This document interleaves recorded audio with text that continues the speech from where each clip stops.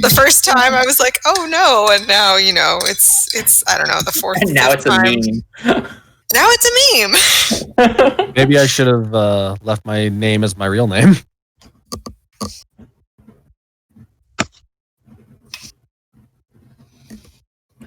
And then Anna, when you introduce yourself, you can go ahead and read our intro.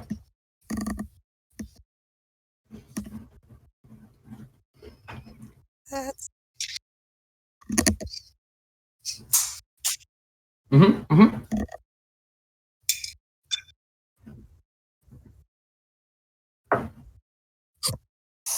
Rude.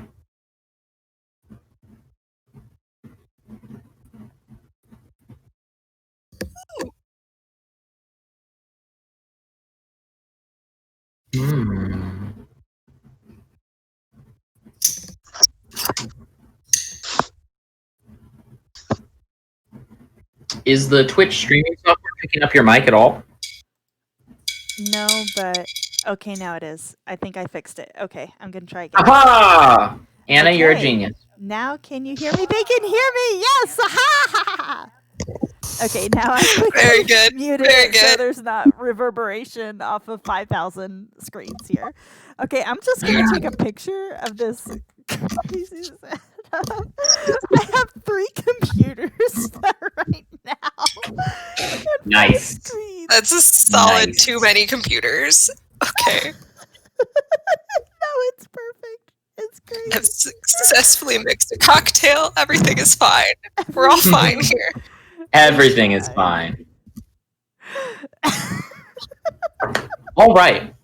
Anna, if you're good to go, I think we should go ahead and start with introductions. Oh my goodness, already? Spectacular. Okay, well.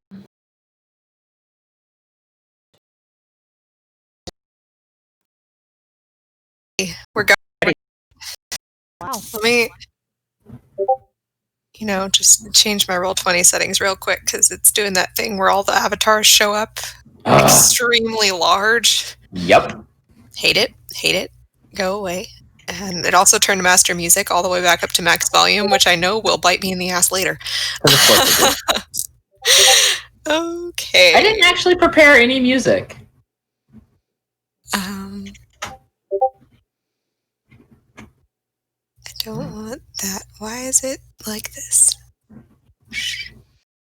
There we go. Okay, we're all good. Hello, it's me. I'm Amy. I'm playing Megara tonight. It's probably all you want, right, Dallas? Yeah. Great. I am Dallas MacArthur. I'm one of the DMs on this channel. I will be running tonight's game, for better or worse. And yeah, there's that. Hello, I am Elliot, and I will be playing Trig. I guess that was me next. I am Andy. I'll be playing Tahiri Vela. Since we're using the same Discord account, hi, my name is Brittany, and I'm going to be playing Taryn Osana.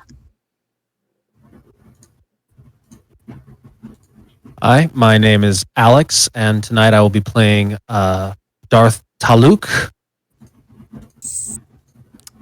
And hello, I'm Anna, one of the co-DMs here. And if you're joining us in the Twitch chat, you'll be interacting with me.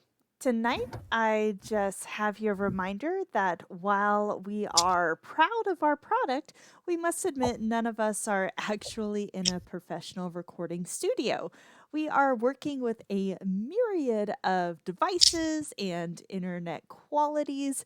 Please give us patience if there are technical difficulties and or interruptions from pets and toddlers. We love all of you and hope you enjoy the show. Dallas, take it away. And quite simply, I need everyone to roll initiative. This is going to be a raw d20. Please put it in the Roll20 chat.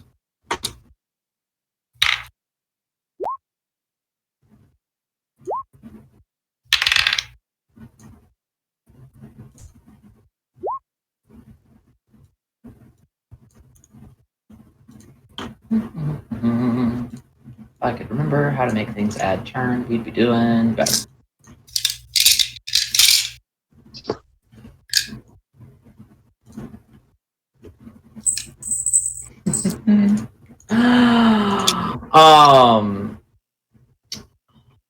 All right. I see 4 initiatives. There should be 5. Sorry, I rolled a physical dice. You're good. I just need to know what the number is. The number is a 17. Ooh. You are going to go first, my friend. Didn't Amy get higher than me? Yeah, I got an 18. Oh, you got an 18. Well, never mind then. Never mind. I mean, you can go first. I'm This not is what going I'm to not paying complain. attention with. All right. Well then, Amy, go ahead and give us a physical description of your character. Yeah. So, sorry, I'm collecting dice, but I'll do it later. So you would see a human woman, sort of. She's about 5'4", wearing a cool brown leather jacket. She's got some blasters strapped to her hips. Short-ish blue hair, artfully tousled. You can see her left arm has been replaced with a robotic arm. She seems very comfortable with it, like it's been like that for some time now. If you looked at her a little bit too closely, you might notice that her right eye is perhaps a bit too blue. That, may also have been replaced by something of a robotic persuasion. I was going to have you launch right into what you're doing, but I realize that our audience doesn't have context on what is going on, so I'm going to play narrator for just a moment, and then we'll get back to the turn order. For those of you familiar with the general Star Wars timeline, this story is going to take place between the Knights of the Old Republic games and the prequel movies. For those of you who don't know what that means, what is important is that both the Jedi and Sith orders are going very strong. There are hundreds, if not thousands, of members to each, and both the Galactic Empire and the Galactic Republic exist and have standing armies. They are rivals, though not currently at war. Each of them are formally allied with one of the Space Wizard orders, the Empire with the Sith, and the Republic with the Jedi, although both the Sith and the Jedi are very careful to be allies, not integrated into the political structure, although those lines do occasionally get blurry. The context of our story is the planet Maanan, known for producing the most colto in the galaxy, has decided to leave the Republic and go neutral. What this means, to them at least, is that they are not going to sell colto, which is a valuable source of much needed healing drugs, to either side. They will only sell to third parties. This has created an immense political upset, and there are representatives from all over the galaxy traveling to Maanan to parley with them, try to either talk them out of changing the status quo, or maybe change the status quo in their favor. Our story is going to transpire on a neutral shuttle, proud to bear members of all sides of this conflict without incident. And they are traveling from the planet Kashyyyk to the planet Maanan. We start our story on Kashyyyk with the passengers boarding. Megara. Yeah, what's the people around me look like? Who's around here? So you're boarding the shuttle from the rear, actually through the engine room, which may seem a little tacky. You should be able to find your token Yeah, I see in the myself. upper left-hand corner. Yeah. You're going to be coming in that large door in front of you. Immediately inside, there is a engine that is currently dormant, but there's also a protocol droid standing there, looking, as friendly as droids look. I will give him a salute. They do not return your salute, but they do address you. Good morning, madam. Please proceed to either the dining, common, or passenger bunk facilities. I can and will give you directions to any of those you desire. Dining. Absolutely dining. Take me to the dining. If you proceed through this door and take the first hall on the right, the dining facility will be the first door on your left. Please do not trip on the bulkhead. I'm gonna They do indicate my... the door directly behind them. Right. Alrighty. I give him a little cheery salute again and go on my way. You're not sure, but you think the robot size. Wouldn't be the first time.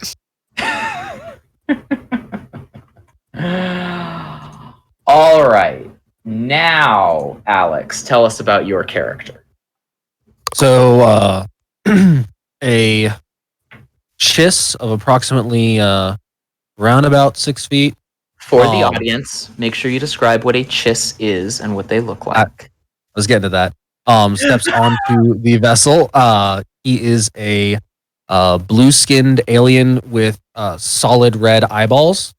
He has red hair, which is a little bit uncharacteristic for the Chiss people. They tend to have dark blues, purples, and blacks.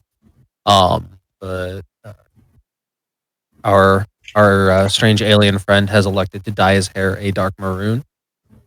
He is wrapped in an all-black robe that zippers up the front and goes down to just about halfway down the about boot length. For some reason, the name of the body part is slipping my mind that I was going for.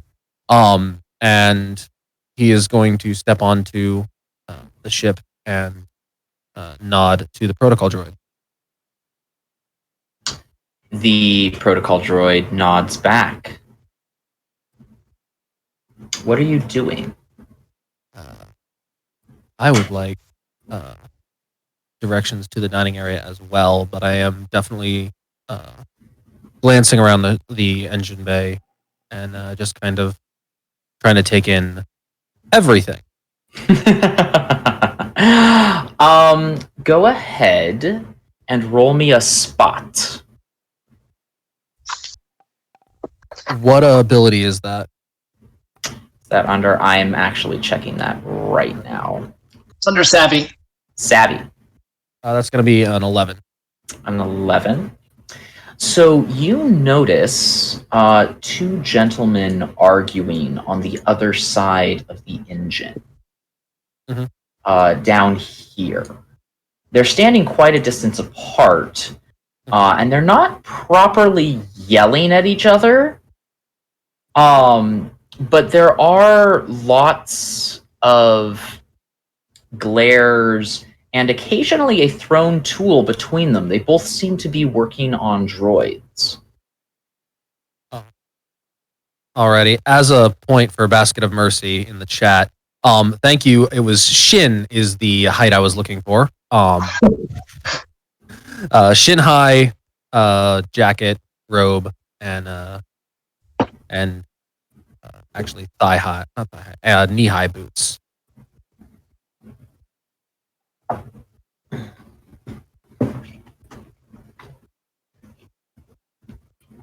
Yeah, upon kind of glancing over everything in the engine room and kind of just getting an idea of where everything in the engine room is, I will inquire about the directions to the dining hall and head that way. The droid gives you the same directions and the same caution about not tripping. I'm going to make a point to step on the bulkhead as I pass through it so I don't trip over it. And then head on into the dining. Andy, tell us about your character. You see a humanoid female with horns on her forehead, wearing a synth weave, full body, form-fitting suit underneath a Jedi robes of dark color. There are 2 lightsabers strapped to either side of her hip. She has long, dark red hair and pulled back into a ponytail and an otherwise bald head. That is what you see, and I will be entering the ship as well. I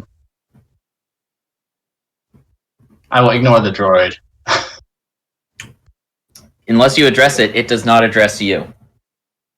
Okay, I will bumble through and trip on bulkhead somewhere. Where are you going? I'm just bumbling around. Is there anything particular you're looking for? Not particularly, no. Okay. Good to know. Brittany, tell us about your character. My character is human. He's just right at 6 feet tall, so he's not too tall, but not average height. He's slender, but not skinny. He has very striking lavender eyes and black hair that's cropped short. He's wearing a simple gray tunic with a black belt around his waist, black trousers, and black knee-high boots. On his back is strapped a quarterstaff, and across his hip is a medical pack. What are you doing as you come onto the ship? I kind of take in the look of the engine room, and then I acknowledge the droid. Pardon me. Have the ambassadors for the Republic and the Sith Lord boarded yet? Sir, according to our manifest, we only have 1 passenger yet to board, and their designation is security. So I'm assuming that they are on board. Can you direct me to the common area? There are 2 common areas, 3 if you count the latrine. We'll start with the first common area and skip the latrine. There is a common room. If you proceed through the door behind me and follow it till the end of the hall, when it turns to the right, there will be a door on your right. Is there also a medical bay? There is. If you require medical assistance, please proceed through the door behind me and take the first door on your right. 558-BKC will see to any needs you have, assuming you have paid for the premium transport package. I think I am fine and I can find my way. I appreciate it. You are most welcome, sir.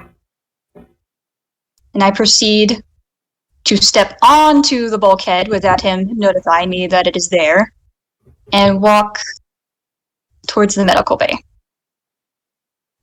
Excellent. What do you do once you arrive?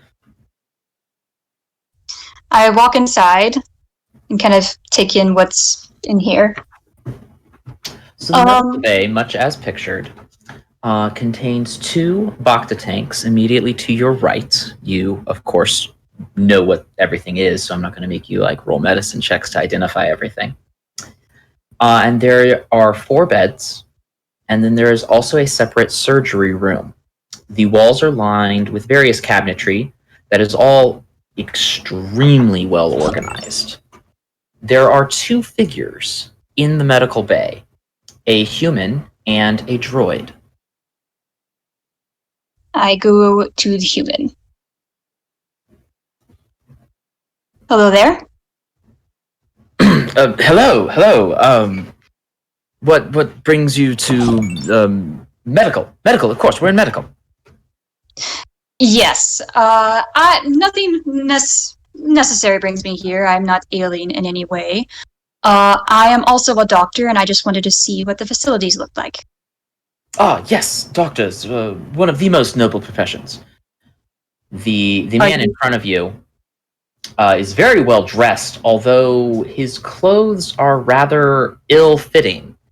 He has facial hair, but not tremendously well kept. Are you a doctor, sir? I suppose I could be.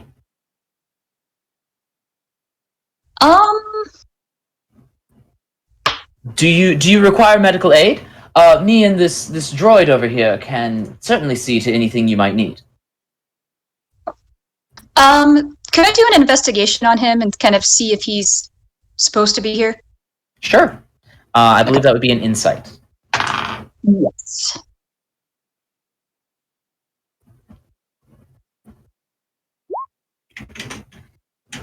Oh, sorry. What are you sorry about? I ended up rolling the dice twice. Oh, that's okay. You got a 10, though? Yes. He doesn't seem to be lying. I kind of just catalog this in the back of my mind and thank him for the chat and continue on my way. Of course. What could I call you, sir? You may call me Taryn. It was a pleasure to meet you then, Taryn. And what was your name, sir? Oh, I'm Avatha. Abatha? Avathur. Avathur. I will keep that in mind. Thank you for your time. You are quite welcome. I'll continue on towards the common room. Before you do that, we have Yes. one more player to introduce. Elliot, I didn't forget about you. Tell us about your character. All right, so we have Trig. He is a Bothan, stands just shy of 5 feet, dressed fairly plainly, although you may notice a couple things in particular. First off, a lightsaber strapped to his right hip. In addition, he has a fairly intricately embossed bracer on his right arm, and an equally intricately embossed chest plate, over which is slung a strap. Said strap is attached to a second lightsaber on his back. And if one's character were aware of lightsaber construction, you may be able to pick up on the fact that it looks like it has 2 blades. So, yeah.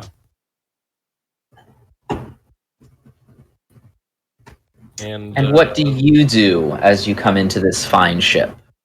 Well, I assume the first thing I see is Mr. Protocol Droid, right? Yes. If you notice the numbers emblazoned on their chest like a name tag, it is KL7-45. Okay. Cool.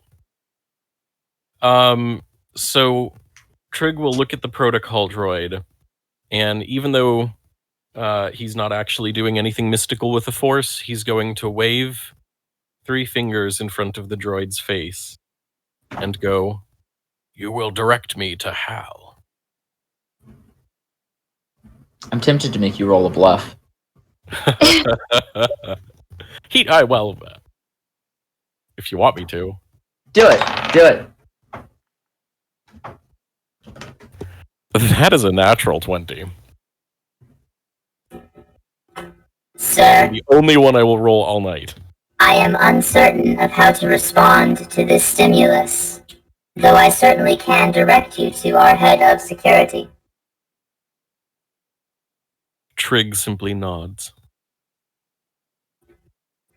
If you follow the engine room to the end, taking the third door, not the one behind me or behind the engine, and follow that down to the end of the hall, it will be the last door on the right before you enter the crew's common area. Very well. Do not trip on the bulkhead. Assistance can be granted if you struggle to lift your feet over it. Trig does not reply.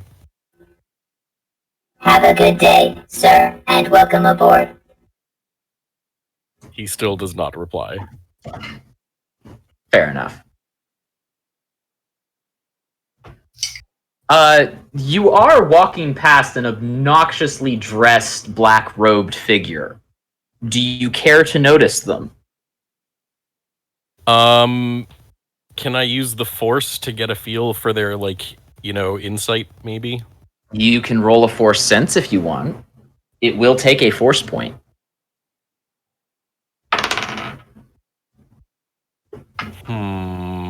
There's no way I could just passively get a feel? No. You can roll an insight if you want. Okay, I will roll a normal insight check. That is a 9. This is a 9. They are unabashedly Sith. They have not only a Sith emblem on their shoulder, but also an Imperial military insignia right below it. And they are openly carrying a lightsaber. They also look about 2/3 droid. Nah, I'm just gonna leave that be. They nod and blink their single red eye in passive acknowledgement to you as you walk by. Trig will wave very graciously in return as he continues walking. Excellent. While you're walking down to security, because that's a long walk to somebody with such short legs, we're going to flip back around to Megara. Yep. So I'm gonna get whatever food I can on this shuttle dining hall. Probably a strange color, probably kind of sloppy. That's fine. And I'm gonna... More or less, to quote another sci-fi franchise, protein in any color of the rainbow you prefer. Great. I will take a pale purple because I'm feeling that vibe. What's this person look like? Scary. Great. Roll a spot check for me. That's savvy, right? I think so, yeah.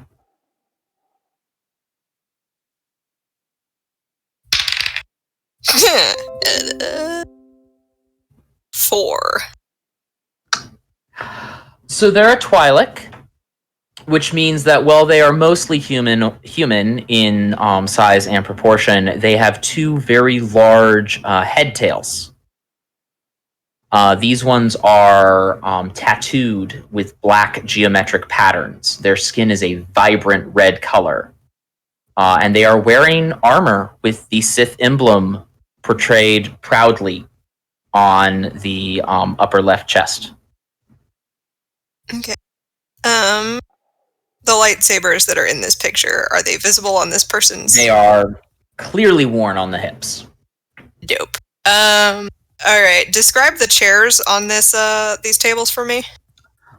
Think of, so if you've ever worked in like an old office with those absolutely crap rolly chairs, Yes. those. Yeah. I'm gonna flip one around and sit on it backwards and roll Do it. on up next to this person and just kind of like put my elbows on the table and my face on my hands and say hi. She glares at you and continues to sip her coffee. I take a chomp off my purple protein. Not a morning person, huh? I simply do not suffer fools and children. Well, Not a child, but I am a fool. She looks you up and down skeptically when you say you're not a child. I'm like 22, it's fine. I'm not gonna say anything more. I'm just gonna kind of like look her up and down, let her drink her coffee, see if I can, This fellow gives a soft chuckle under his breath.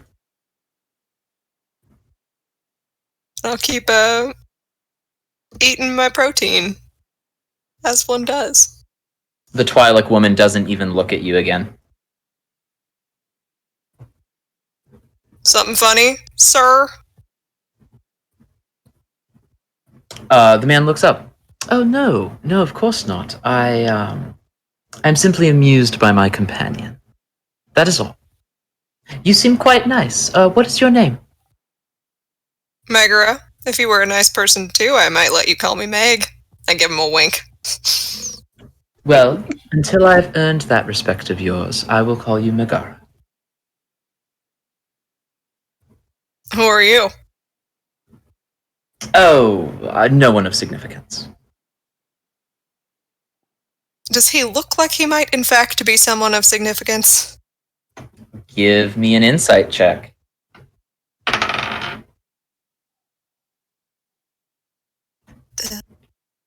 Or an investigation if you want to roll under wit.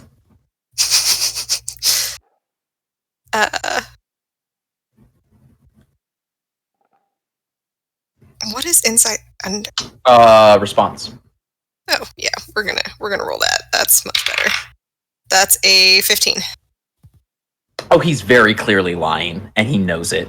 He's not even trying to hide it. Yeah. I say, all right, I'll take your word for it, since I'm, a fool. Are you making eyes back at the Twi'lek? Yep, and taking a exaggerated chomp of my purple protein. Taluk, you're definitely witnessing this. What are you doing?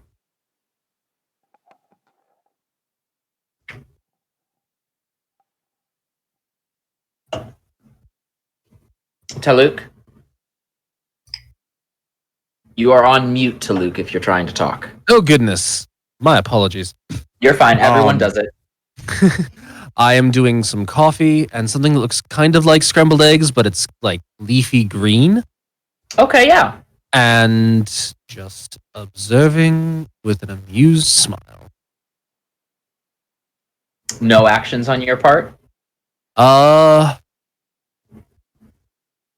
If I get a look from the cyborg, I might wink, but that would be it. All right. Oh, I did not mean to ping myself. Tahiri.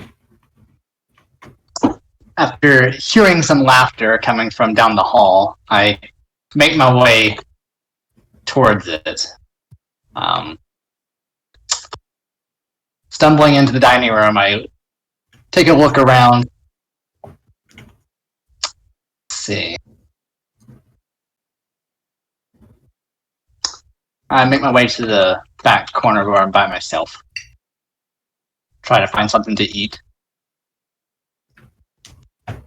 So because I prefer Star Trek food to Star Wars, there is a replicator, but it's like awful quality. As stated, it just provides protein in whatever color you want it. So something that is, it would be more accurate to say that the coffee is something that is almost, but not exactly, entirely unlike tea. Yes, and it might be caffeinated. Perfect. But otherwise, I'm just sitting here. Just chilling. All right. Taran. Following the droid's instructions, I decide to head to this common room here and walk in. Who all do I immediately accosted at the door by a young man carrying a lightsaber, plain and visible. What is your business on this vessel? I'm a doctor. Is that so? Where are your credentials? I indicate my med pack. Hardly credentials. Those could be faked.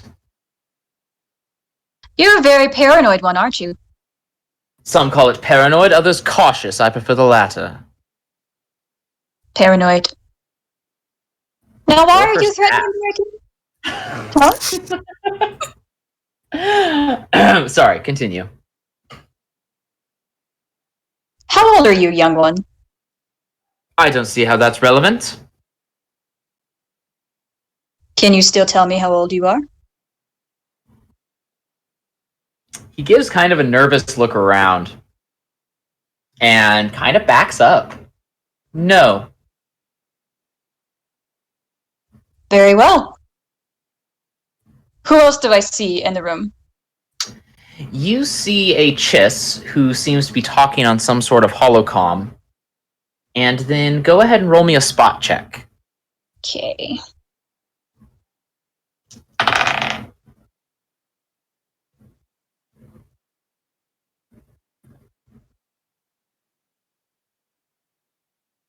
It's an 11. Then you also see a droid that just rolled in with a serving tray go up to the Chiss. You thought you saw a figure over here, but looking back, there is no one there. Odd. I kind of whisper to myself. I walk back over to the young, aggressive Jedi. Or Padawan, I'm assuming. Not a terrible assumption. Young one, can I get your name? I am Joby. And you? Joby? Taryn. It's a pleasure to meet If you. that's Wait. true. Yes, it is. I don't see any evidence of that. And I will be watching you. Very well. Can you answer some questions for me? That depends on the questions. Just one, actually. Is the Chiss in the corner there Haroshu Juvenik? You are murdering her name, but yes, she is the Republic ambassador, and I will defend her with my life. Well, you don't need to defend her from me. How do I know?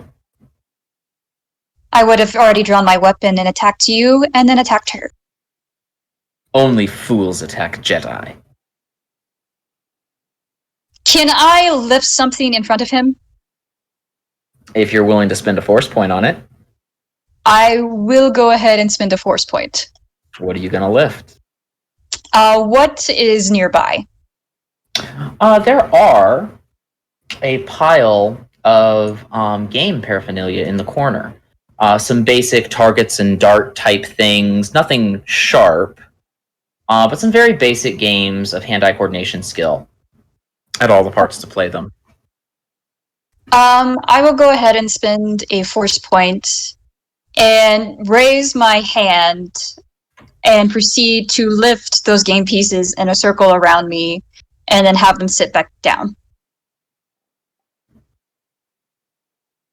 Joby does not look impressed. In very sharp contrast, the Chiss hangs up her holocommunicator and comes running over. Oh, my dear! My dear! Oh, that is so amazing! None of the Jedi will ever do any tricks for me. Do it again! Do it again! Are you, by chance, Haroshu Juvenik? That's Haruk Shah. Jubanik. Haruk Shah. But no matter. Who are you? My name is Taron Osana. It is a pleasure to make your acquaintance. You are now my new best friend and my acquaintance on this vessel. She begins dragging you back into the corner where she was, and you can see that there's quite a few drinks laid out. Oh, goodness. Am I correct in assuming you were the ambassador for the Republic? Oh, that's but a trifle. Another day in the life of my busy schedule. No, I want personal details. Who are you? Do you like long walks on the beach? Taryn is mentally thinking that this is going to be a difficult talk.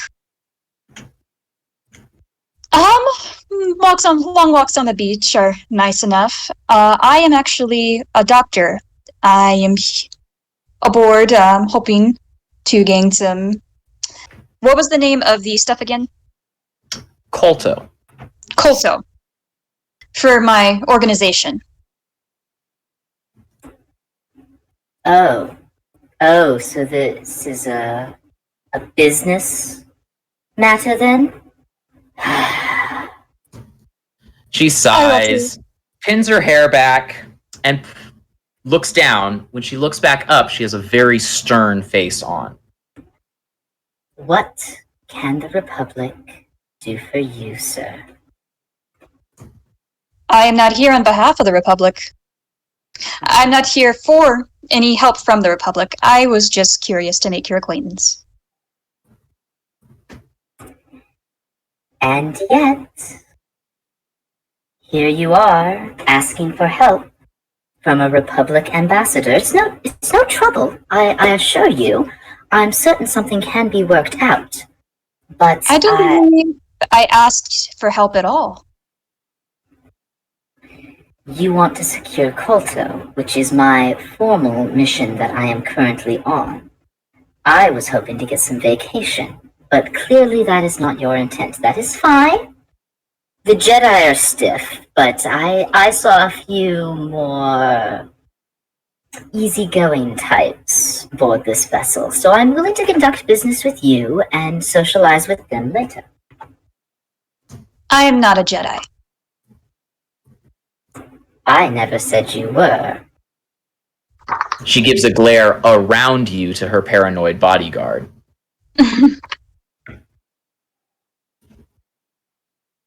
I was just curious to make your acquaintance and see what you hope to gain aside from the Kolto from this trip to Maanan.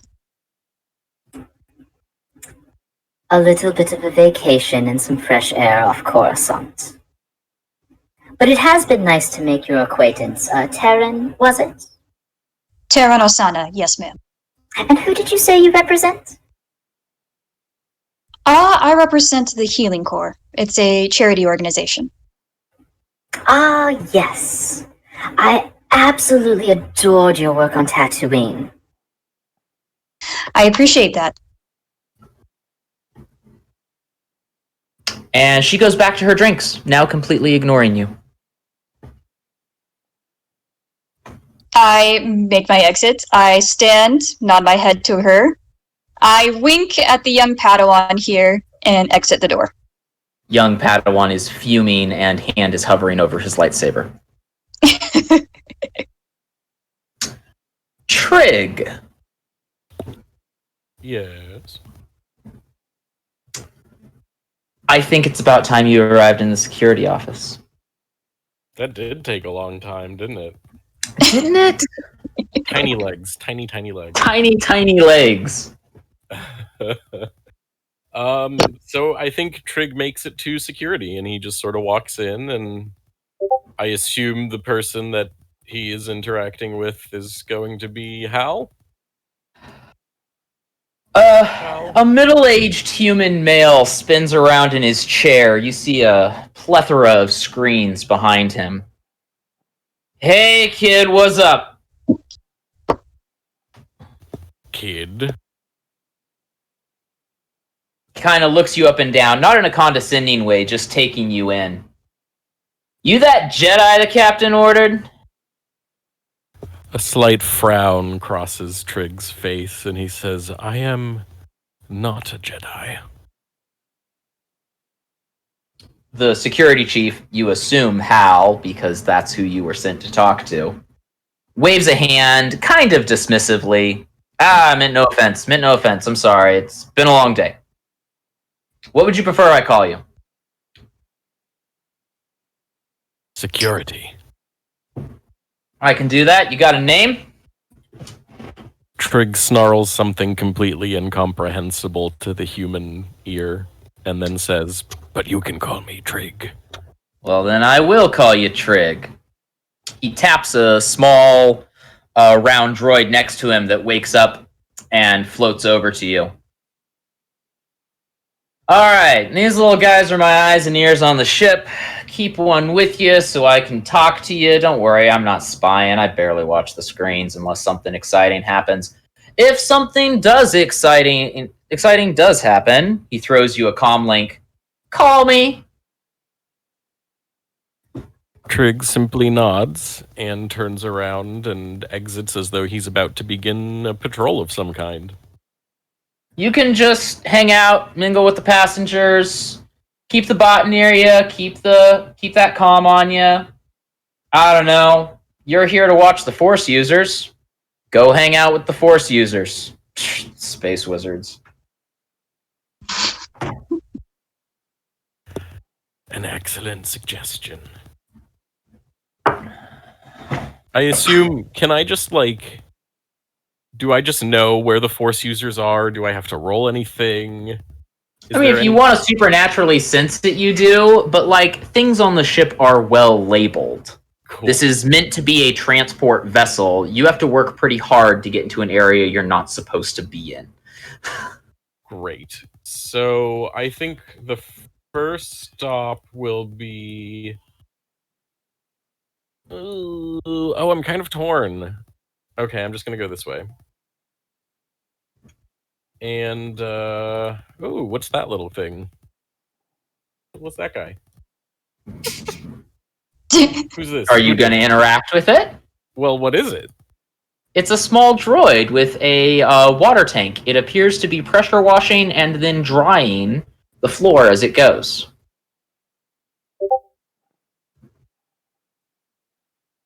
That is okay. so cool. Okay, I'm gonna leave it to do its thing. Keeping an eye on it. I'm gonna keep moving this way, and presumably I know that there's people in here, so I guess I'm gonna check in here first and see what's going on. You did just see a human walk out of there. That's true. That's true. So I think I'm gonna stop in the room and just make sure that they didn't cause a fuss or a ruckus or anything, you know. You are immediately accosted by a young man with a lightsaber hanging off of his belt. Who are you and what brings you into this room? Trig looks completely unfazed. And he snarls out his full name, not giving this youngling the opportunity to use his familiar name. And Far more interesting to you, you do notice a Jedi using a variety of mind trick up against the wall. Mm-hmm. So that most people wouldn't see her. Interesting. And I assume I also logged the presence of what's her butt. Yes, who is drinking and back on the holo communicator. Great. Oh, I noticed that the character in that has a purple lightsaber. I was going to ask, and I completely forgot to do this earlier. Big tangent. Did you have any limitations on the colors of lightsabers that we Nope. could use? Excellent. Because cool. Just checking. However, the inverse of that is I do not get hung up on lightsaber color. That's totally fair. I was just curious. Cool. So, Trig is definitely going to notice Mrs. Jedi over there, presumably. He's just going to raise an eyebrow at the Padawan and move past him and address the Jedi directly. If you are going to try to push past the Padawan, you are going to have to push past the Padawan. He's just not going to let me walk around him at all? Not unless you actually give him a name and an explanation. All right. He's just going to look over the Padawan's shoulder then and try to lock eyes with where he thinks the other Jedi's face is. And he's gonna... Give me an investigation check. Yeah, that's fair. That is a 17. Oh, yeah. You got her. Cool. And he'll simply say, "I'm security. Is everything all right here?" As you're saying that, the young Jedi holds the side of his head as if in pain and steps to the side with a small quiver. The woman then stands up off the wall. A pleasure to make your acquaintance. And she says your full name in Bothan correctly. Ah. Pleasure to meet you. Do I recognize her? That would take a knowledge check, a relevant knowledge check, which is going to be memory. Well, that is an 18. An 18? Yes. Yes. This is Master Anashta. You don't know much about her, but she is a prominent member of the Order. Not on the Council, but definitely being groomed for Council membership. And does she recognize me? Presumably by the name, right? No, she does not. Okay, cool. She did hear you give your full name. Ah, right. Okay, cool. Thank you. Cool. All right. I'm just going to file that away. I know that now. She did start talking to you. Are you going to engage in conversation? Yes, please remind me what she said. A pleasure to make your acquaintance. Ah, right. Okay, so he's going to look at her and he's going to say, I trust you will let me know if you need any assistance during our journey. I assure you, we will not. Trig will bow his head respectfully, throw a glance at the Padawan and give him a little wink, and then leave. Padawan is not making eye contact with you, still holding his head. Oh, that doesn't sound good. Well, I'm sure that's fine. Sure. I'm just security. I'm not going to get between a Padawan and a master. And Trig will leave the room and I guess follow after the guy that he saw coming out of the room first. All right, at this point, the turn order becomes highly conceptual. I'm going to use it to check in on people who haven't acted in a while, but we are going to move towards free form. So, Taryn, you would notice you're being followed. Do you respond to that, or where are you going? I was heading towards the common room, but sensing someone behind me, I turn and look down. Hello. More short jokes. Trig looks up and intentionally bares his teeth a little too much when he smiles and goes, hello. I smile back. To whom do I have the pleasure? Trig will again say his full Bothan name and then go, but you can call me Trig. That is probably a good idea. I am terrible with names. I just butchered the ambassador's name earlier. How about that Padawan? I kind of laugh. He's a bit intense, isn't he? Oh, I remember when I was that young. Did you happen to also be a Padawan? I say, indicating his lightsabers. Trig gives you a guarded look and pointedly doesn't answer. Are you also a Grey? Looking slightly surprised, he inclines his head, but again does not actually say anything. It's a pleasure to meet him. I nod knowingly. There are very few of us. Have you encountered the Sith yet? Trig simply shakes his head. He points to the security droid as if that makes what he's doing obvious, and then begins walking off towards presumably where the Sith were. Not too much of a stretch to have followed where Taron was going. Yep. I smile and continue with him. I have very short legs. I'm walking very slowly. Whilst y'all are walking around, let's check back in with Meg, Tulak, and Tahiri.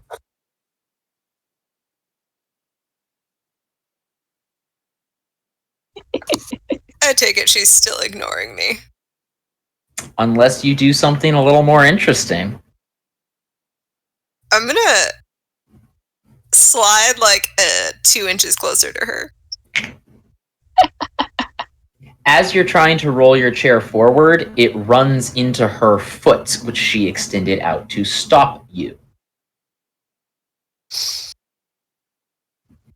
You're no fun. Has anyone ever told you that? Fun is not an objective that I strive to fulfill. And what is it that you strive to fulfill? Roll persuade.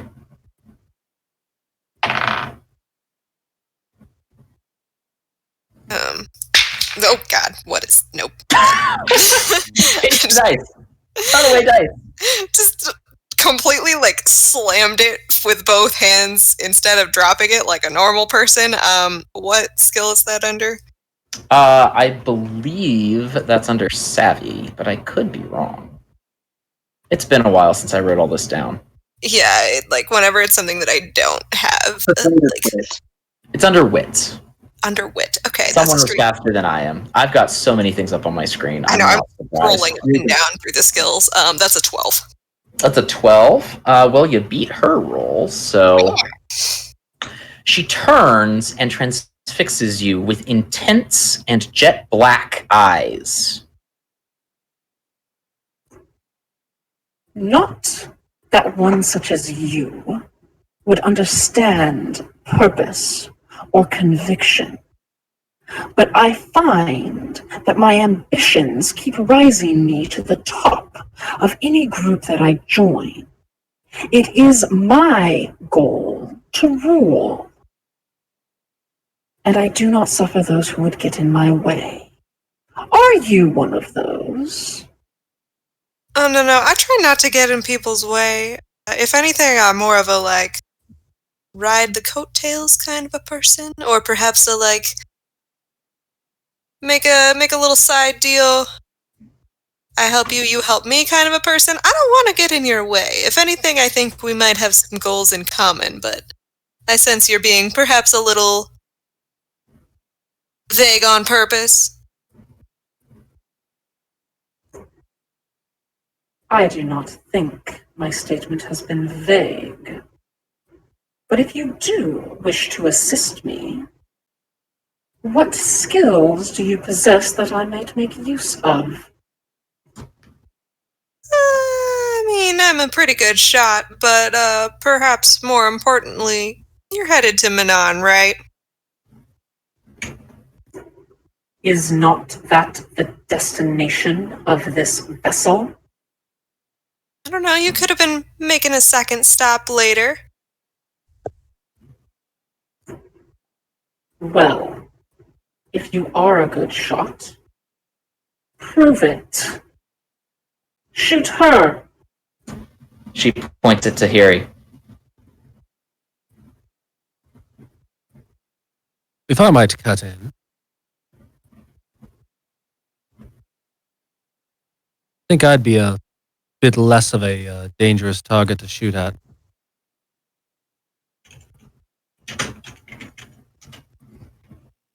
Is that to Luke? Yeah. She turns and looks at you. Excuse me? No one asked. Well, yeah, but I figured you didn't want to get spaced. You would have to try very hard to force me off this vessel. Well, I wouldn't have to try. Vessel security would do it for me. And I'm not interested in seeing you spaced anyway. I am, however, interested in there not being a firefight. The human sitting at the table stands and says, everyone, let's calm down. Zata, I'm sure this delightful young woman is a fantastic shot, and I am also certain that security could provide you with a much safer space to prove that. My apologies, miss, at the implied danger that you were being put under, and to you for the insult my companion dropped. I'm sure no harm was meant, and we can all go back to our coffee. Dang it, I was really looking forward to some excitement. Do you It's say okay, that out I'll loud? shoot you later.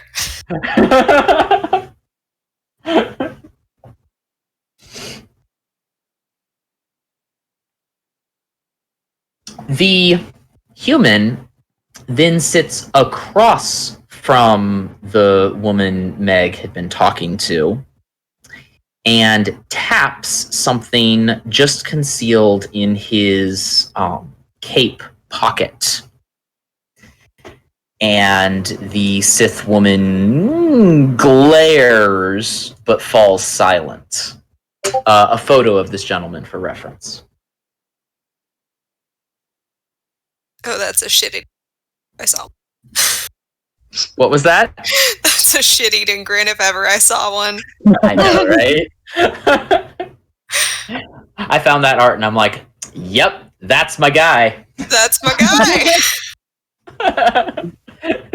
As a point of order, I'm gonna unzip my outer coat so that it is open. Is there Go back- anything of note revealed beneath that people can now see? There's a blaster at his hip and what looks like the hilt of a lightsaber. Nice. And he's going to go back for seconds on the coffee and scrambled. Apparently donuts?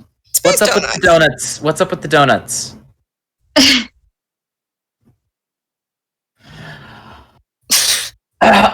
Trig and Terran, the cleaning droid is walking past you, and it beeps at you. If either of you speak droid, I will translate it for you.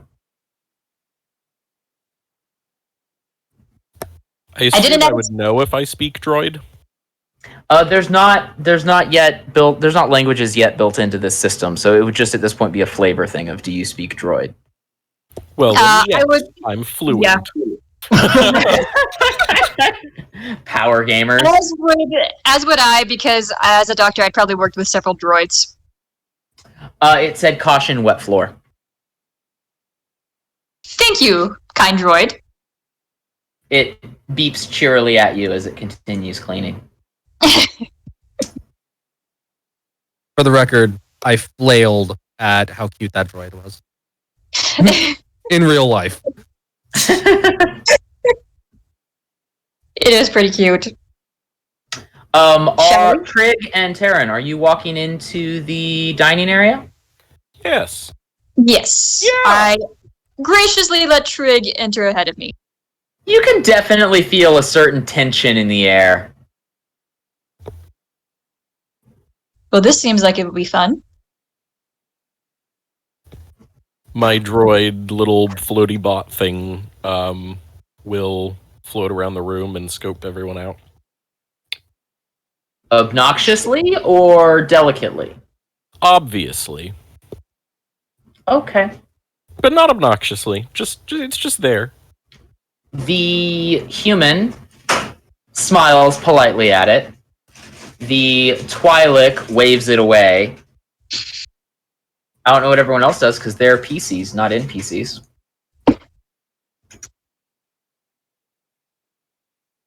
I'm a wave. Just a little sup. I track it with my eyes, but that's all. I'm gonna give it a soft pat like it's a pet,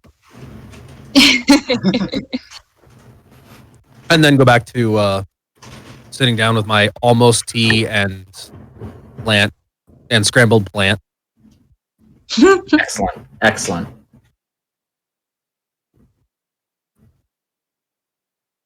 Well, Trig, I must discuss things with others for right now, but I hope we get to speak again. Trig simply nods and looks suspicious of everyone. Are you going to talk to anyone specific? Nope. I waved to Trig. Your wave is noted. I can see you with like a notepad and pen, except it would be a data pad because touch screens. Like noting down the suspicious one waved at me. Yeah, just like Odo in Deep Space Nine. Except without the shape-shifting. Taryn and Trig, I would like both of you to roll me an investigation check. Or actually, a streetwise check. I don't know what's wrong with this dice, but that's a natural 20.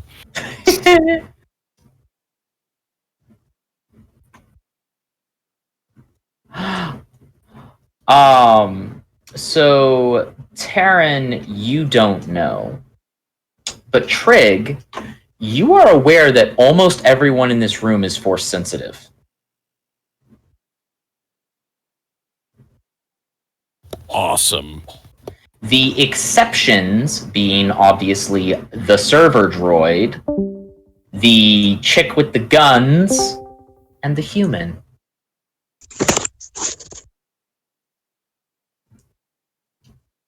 Well, that's going to be a fun time, isn't it? And we lost audio for Yeah, we lost audio for a second. So again, say, is this seat taken? Not at all. Thank you. And I sit down. What is your name? Are the is the Sith and the man who I am assuming is the ambassador paying any attention to us? Roll investigation. It's a wit, right? Mm-hmm. That would be a 10. You're not sure. If they are, they're hiding it well.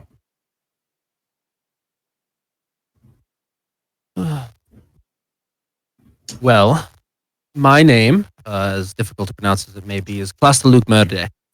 If you prefer, you can call me Taluk. Taluk would be fine. I have a horrible time with names. I am Terran Osana. Nice to meet you, Mr. Sana.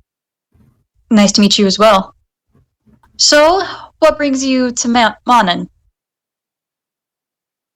I'm just passing through, really. I raise an eyebrow. Indeed. Any particular destination in mind other than Maanan?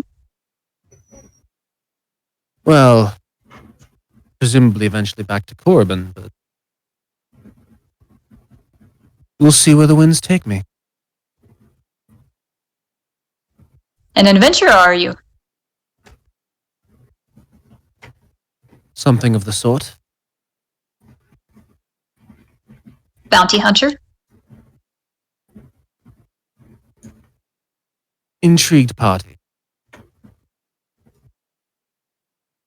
And Do you believe- I'm glancing over at the two Sith again.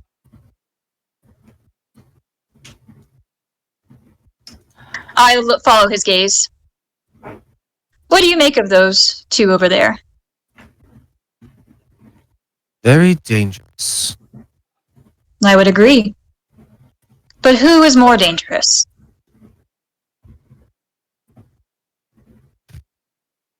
That all depends on your point of view.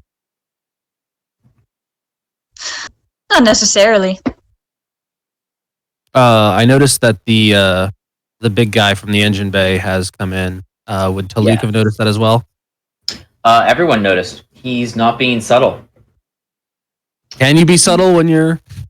Yeah, he When you're is that kind of about 8 creature. feet tall, so like he steps over heavily to the table with the other Sith and the presumed diplomat, which he actually confirms in his opening statement. Honorable diplomat, I have determined that no one on this vessel proves a threat to you. You may rest secure for the remainder of the voyage.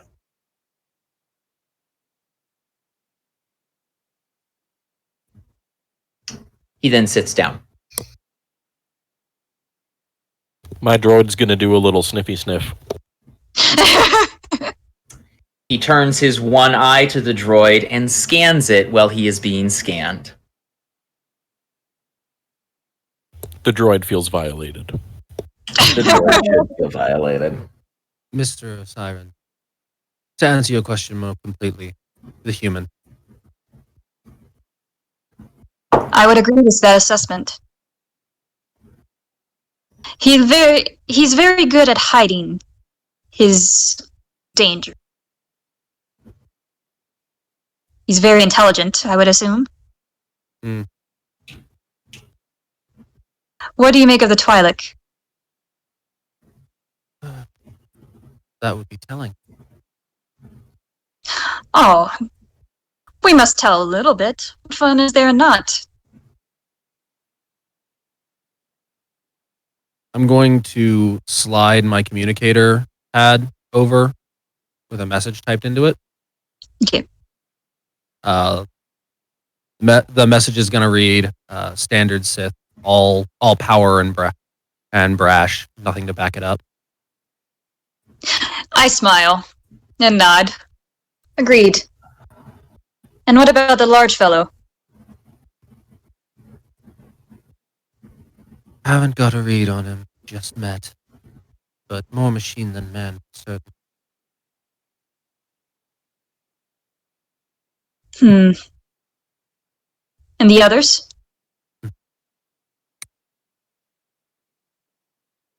More interested in knowing more about you, Doctor. Or I presume, Doctor, I see you've got a medical kit. Yes, you are correct. I'm hoping to proclaim a shipment of Kolto for my organization. Refreshingly open with your intention. I prefer to be straightforward. Secrets are dangerous. Secrets make you dangerous. Secrets do, but at least everyone knows where I stand. I have no desire to participate in politics. You do. Or clandestine manners.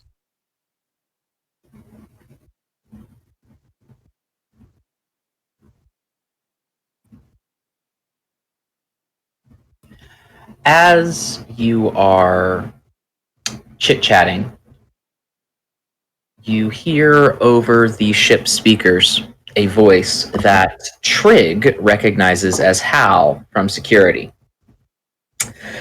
Ladies, gentlemen, and anyone else who came along, we are about to lift off. Please make sure that you are seated or standing in a secure position to avoid injury. This is going to be bumpy for about 2 minutes. Once we're in space, we should be clear. Just, you know the drill. You've ridden in shuttles before. Strap onto something. And the adventure begins. I'm going to slide my coffee, tea, whatever it is, a comfortable distance away from me. Avoid spilling it on myself. Yeah. Tahiri, we haven't heard from you in a bit. No, What are you doing? just taking in the whole room. But really not doing anything. Keeping an ear out for all the conversations, and hoping to hear about a representative for the Galactic Republic.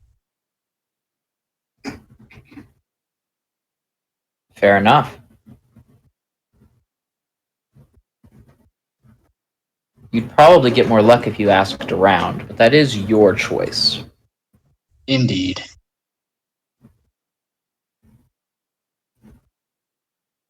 Trig, are you still hanging out in the room making sure it's secure, or are you satisfied? At the announcement of wanting to secure the something, he's going to move to this table. Actually, he's going to sit in the corner. And, yeah, he's going to chill there. Do a little meditation while the ship takes off. Sounds legit. Meg, what are you doing? So, our friendly friend here had tapped something underneath his cloak, and that was somewhat intimidating to Varta next to me. I forgot her name. Zarta with a Zarta. with a Z. Could I see, other than him like tapping something, can I see what it was he tapped? Give me a spot check. Nat 1. Absolutely not. And he catches you staring. A little bit of a sneer and a wave of his hand, he walks out, and the two Sith follow him. Alright, well, fine. I'm just gonna get cozy on this chair because we're gonna take off. The rolly chair actually mag locks to the floor. Great. As the engines fire, and the whole ship shudders a few times, and there's a little bit of rattling. Liquid does spill a little if it's in an open container. But in a relatively few moments, you're gliding through smooth space. Artificial gravity kicks in, and you almost feel like you're standing still. That was a leisurely liftoff. I take my hood down now that the Sith have left.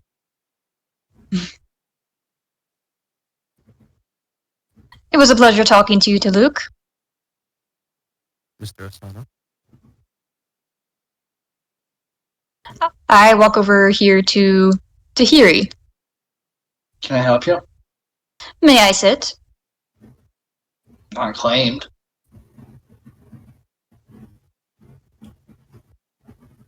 May I ask your name? Tahiri. Tahiri, that is a lovely name. I'm Taryn. Pleasure to meet you. Pleasure to meet you as well. What is your plan on visiting Maanan? I was sent to Maanan by the Jedi Council. I was supposed to help with the negotiation and try to see that the culto is... Well, negotiations go favorably for us. What does the Republic plan on doing with the culto? I would suppose healing people. Is there priorities? I'm just an apprentice, I don't know. Have you discovered where the ambassador is? No, I haven't left this room. Well, if you are wondering where they are, I believe they are this way, and I indicate the other door heading into the common room. Much appreciated. Thank you. You're welcome. I stand and I move back over to Trig.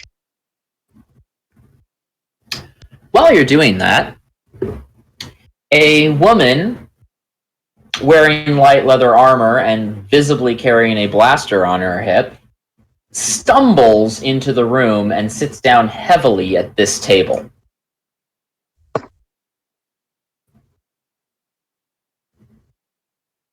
Oh dear. Check her out. Does she look okay? Roll investigation.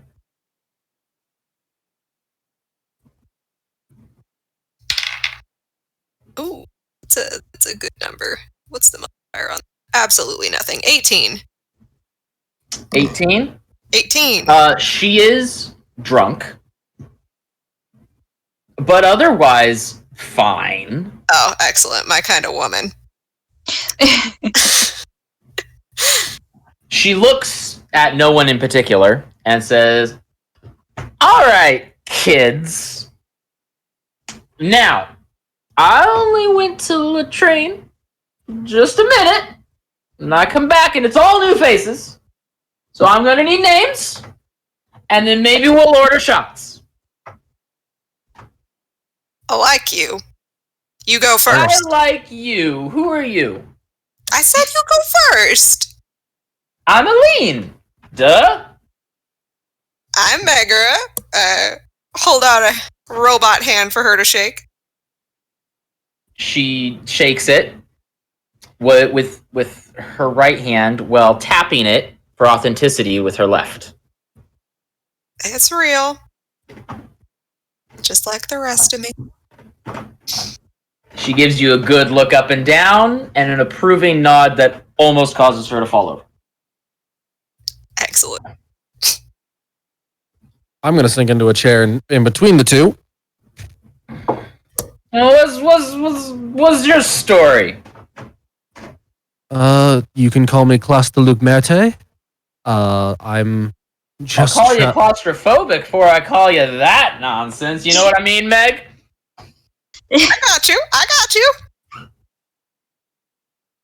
Oh Well, dear. This is insulting. You can just call me Taluk. All right, Lukey. Taluk. And I tap on the space where my lightsaber is idly. Lukey won't do. She throws an arm around you that somehow has a blaster in it. Lukey, you gotta loosen up. You are... She seems to try to count on her fingers and then loses it. At least 12 shots behind where you need to be. You and me both to lose. Both. I'm exactly where I need to be. She And thinks I'm going about to it just really hard for about 7.8 seconds and then shakes her head violently, almost falling over and taking you with her. I'm going to gently slide away from her arm and toward Meg, if I can. Oh, hi. Hello there. Smooth escape. Hopefully. So, you don't look like a Sith or a sympathizer. Oh, What's no. your angle? I don't have an angle. Roll bluff. What does bluff fall under? Wit. That's a 6. Talak, I need a The insight, right? Yes. Sorry. Is that both the insight skill and is that wit? It's response. Response, right. That's gonna be a 7. What'd you get, Megara? 6. So, you know she's lying. Mhm.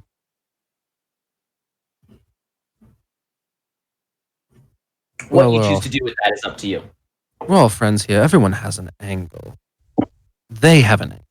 I have an angle. The fine lady that has just joined you at this table has an angle. I'm sure everyone else in the room has an angle. I stand What's up. yours? I mean, I'll be honest. I don't really care which way that this whole thing on Maanan shakes out. I just need it to shake out in my favor. And that could really go either way, so long as I can find a way into the room where it happens, you know? I'm trying to benefit from anybody that I can. So you see what I mean? No angle. Elaine is nodding along. She gets I like your perspective on things. We seem to share. Our angles seem to be close to line. Uh-huh. And what's your angle? My angle is to make it out of this alive and make it out of the next thing alive. And the thing after that alive. Our angle is to be alive as long as possible.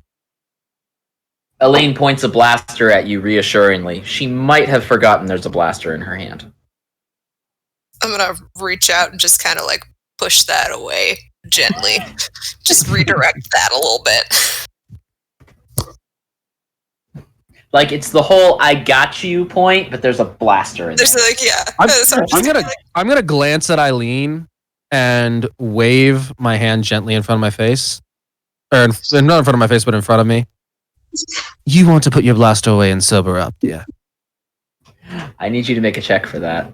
and Okay. probably spend a force point. I'm assuming I'm spending a force point on it. So that is now. That is Do I going to be add a mind trick. That's going to be wit. Yeah. Yeah. Okay. I was wondering if it was just mind trick or if it was wit and mind trick. It is wit Oh. and mind trick. Okay. Let me subtract a force point first. So that's gonna be 17. I mean, she crit failed her resistance. She's drunk. She sits up really suddenly, holsters her blaster, and looks dead, cold, stone sober across the table. You're right, man. It's where it's at. There's a lot more fun to be had while you're sober. Oh, I don't know about that, but that was cool. You get to remember the fun too. Would Taryn notice what he just did? With a spot check or Okay. a force sense if you want to spend a force point. I'll do a spot check. Talik, were you trying to be subtle? Not particularly. Okay, then I'm not going to have you roll in resistance. It'll just be a DC check. Yeah. You did not notice. Dang. Okay. We are going to flip over to Tahiri because Tahiri deserves a little bit of limelight. Yes, I suppose. Also, real quick, when Tahiri leaves the room, would I potentially have had a line of sight to notice the kinsperson in the next room, or is that too far away? You were involved in not getting shot in the face, so I'm going to That's say fair. no. That's fair. And presumably, if you're sitting at the table, your back is to the door. Yeah. Alrighty. Maybe next time. Tahiri, what you got? Yes. So I decided to head over into this area to look for the ambassador. Mm-hmm. You do notice a Chiss woman talking on the holo recorder. Head that The way. young man jumps in your face, too. What are you doing here? I'm looking for the Galactic Republic ambassador. What is your business with the ambassador? I was sent to offer my assistance. I was sent by the Jedi Council. Do you have proof of this? I point to my lightsabers. The Padawan looks confused, and Tahiri, you feel a hand on your shoulder. I turn and look. Just becoming visible is a human woman with stark white hair. Yes. I do not recall the council feeling the need to send anyone else. I would ask, which master signed the orders? I'm going to use a knowledge check because I don't really know Jedi Master names. Okay. Would a knowledge religion be acceptable, or? It would be. Okay. What is the Jedi Order if not a religion? Right. So that's what I figured.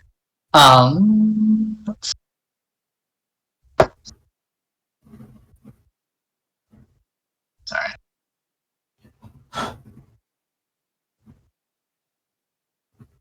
You got a 19 plus 1. 20. Master Ovan handles most deployments of Jedi. Specifically when coordinating with Republic ground troops. Master Ovan sent me. I'm still an apprentice, but I'm nearing knighthood, and they sent me here for my knight test to help assist with the negotiations. Do you use the word apprentice? I mean, they are apprentices to. Yes, but do you use that word? I do use that word. Okay, roll bluff. Okay. Uh,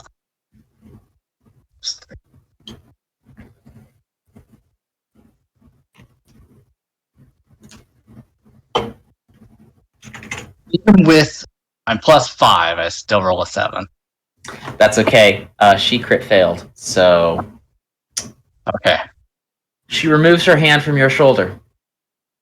Well, I do wish they would inform me of any changes before thrusting new responsibilities into my lap.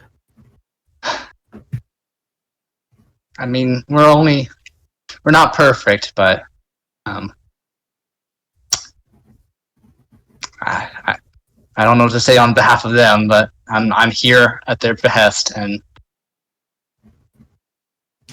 Well, clearly you are now under my ordership, and so I would have you relieve this imbecile and escort him first to our bedchamber, and then come back and function as guard for the ambassador. Thank you. perfect. Where can I find the bedchambers? 12A is the room designated for the Jedi. The ambassador has a private room. Okay, Meta, can you tell me where that might be? This one. Okay, thanks. Well, as stated previously, everything is very well marked. Okay, This is a passenger vessel. Right, but for moving my character, I needed to know. Yep. Yeah. And young one, what is your name? I'm Joby. Jovi? This Padawan is looking at you with new eyes now because you're like, almost a Jedi Knight. All right, Jovi, if you'll come with me then. Of course. Whatever you say.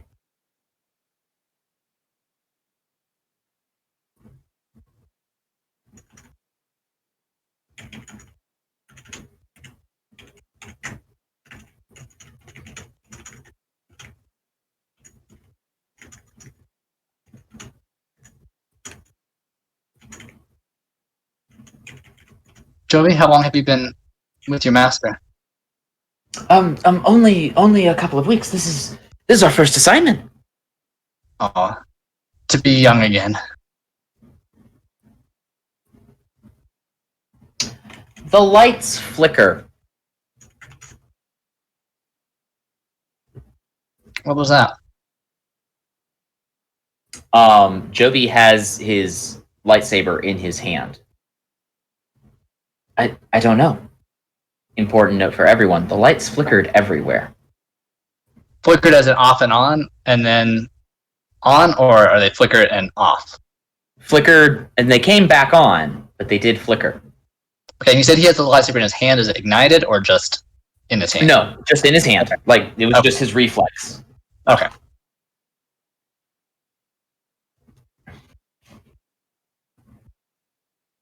Taryn stands in the dining room. That was odd. Don't like that. Neither do I. The whole ship shudders. I need everyone to make a reflex check. That is under response. 15. Dirty 20. 14. 18.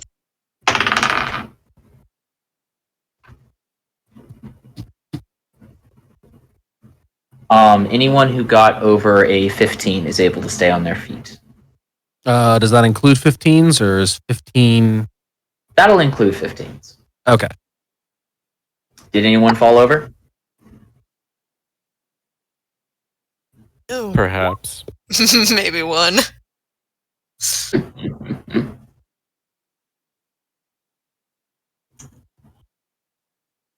There's Okay. another shutter. And then all of the lights go off.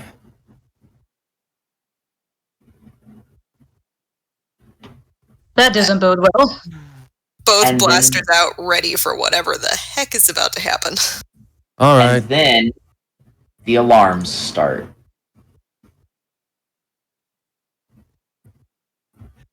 All right, who wants to get their lightsaber out first?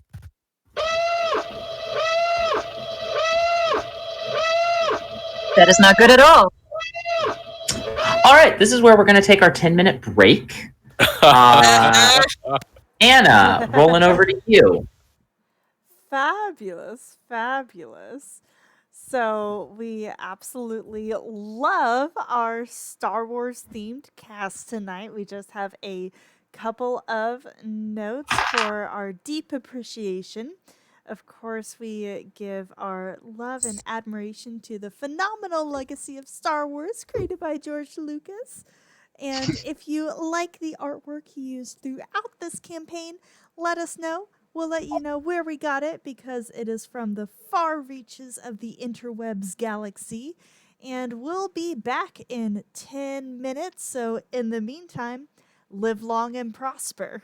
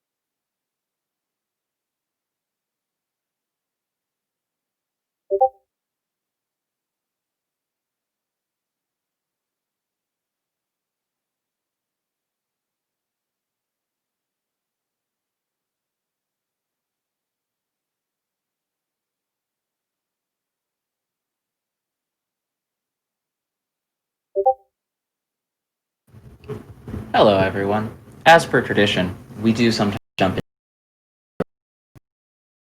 in that minute.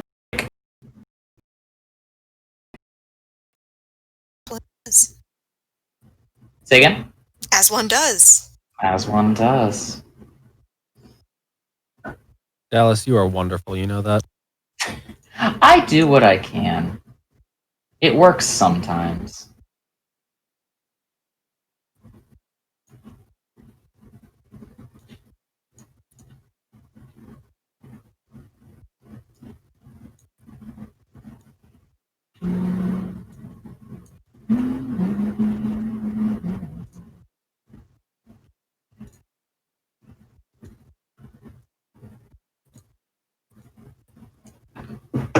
So to make the next scenario work, I am going to have to suspend all of y'all's disbelief just a little bit, so be ready for that. I mean, I have virtually no expectations for rules existing here because Star Wars. So Precisely. anything could happen. I'd be like, okay, Just it's that way now. I'm gonna shoot it, I guess. I mean, that is the character you're playing. Yeah. This was intentional.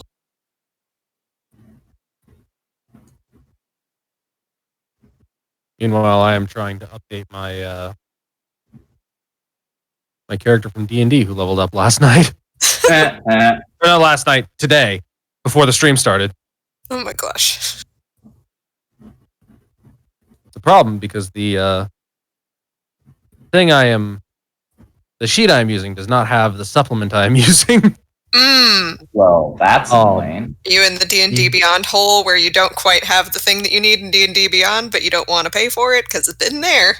No, a little bit worse. I am using More Purple, More Better's character sheet generator, but I am playing a Space Marine from Mage Hand Press's Dark Matter. So the laser weapons aren't in the game. The class isn't in the game. Great. So good. And setting everything to manual, not really working all that great. Yeah.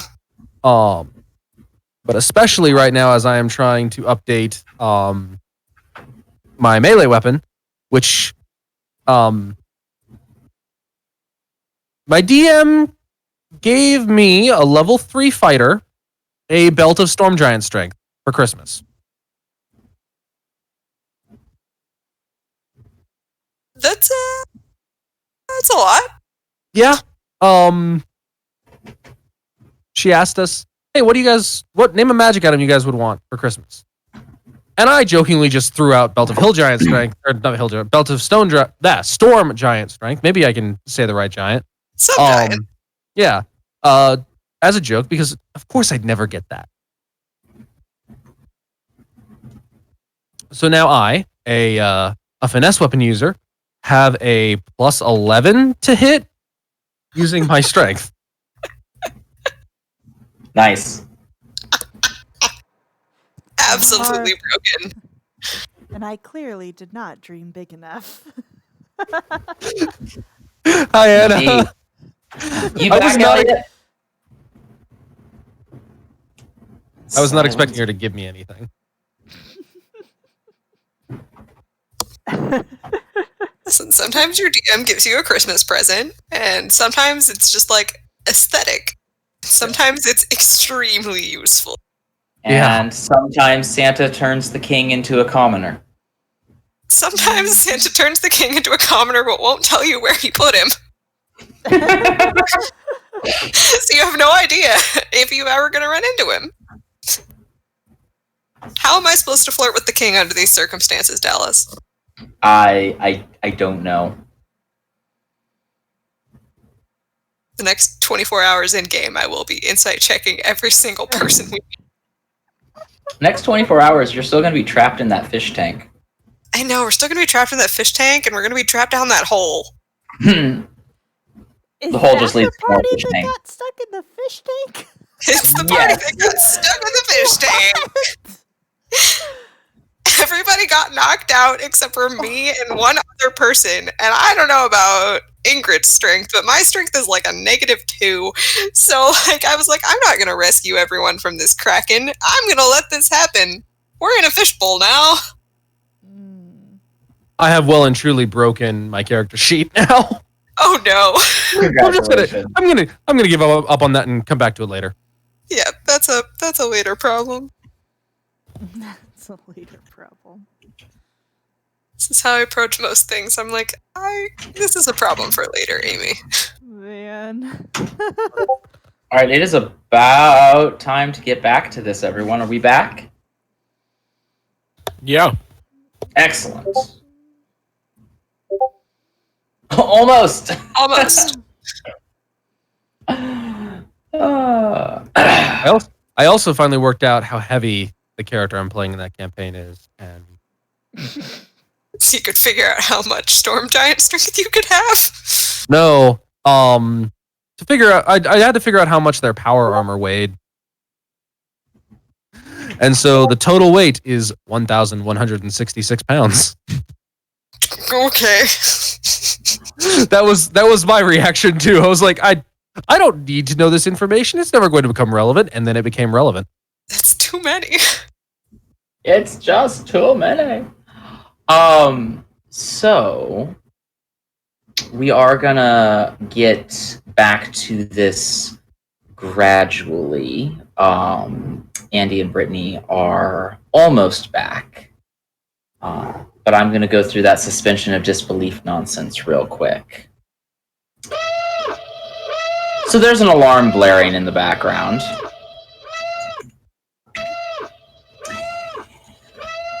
And there is a high degree of chaos for a few minutes, with lots of explosions and arcing lightning coming out of the walls and light fixtures. And it effectively spreads everyone out, whether it's bad decisions or a natural instinct to be alone. So I am going to need fresh initiative rolls out of everyone.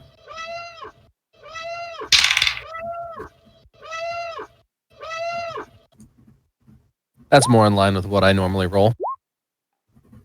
Or at least what I've normally been rolling tonight.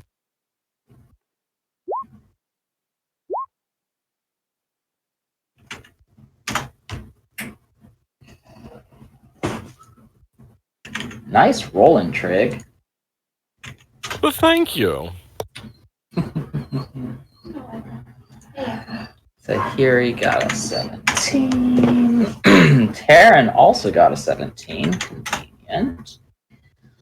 Oh, I'm so sorry. So sorry, Taluk. It's fine. It's better than how I've been rolling for the rest of this evening. Like when I rolled a natural 1 in real life and my tea kettle decided it wanted to break. Oh. Trig. Yeah. You find yourself in the upper left portion of the ship with a possibly unconscious 2/3 robotic figure next to you. Okay. The lights are dim, you can't see super far, and you hear like a snarling noise. Is it a snarling noise that I recognize as in like a language? No, though you can roll a history to see if you can place it. Sure. Would that be, I assume, under memory? It would. Trying to find the right volume for this alarm, That's because I need to remind people what's going on. What'd you get? A 3. A 3. No. 3. You cannot place it. That's fine. I do have one other question. Yeah. So Boffins are technically like a Leonid-Canid race. Does that mean that I could arguably have something equatable to dark vision? No. Okay, fair enough. Just wondering. In that case, the first thing that I will do is try to get a little bit more light, and so I will take out my double-bladed lightsaber and switch both of those bad boys on. Excellent. You see a small, hunched monster in front of you. Oh, great. It looks Friendly. about human-sized, but its skin is immensely wrinkled and it has giant protruding teeth. You also can't see any eyes, and it appears to be drooling some frothy white substance. Okay. So not friendly. It is advancing towards you, sniffing the air. Okay. Well, I'm gonna activate my comm link and try to call Hal real quick and maybe see what he says, what he thinks might be happening. Yeah. You hear blaster fire on the other side. Yeah, I know!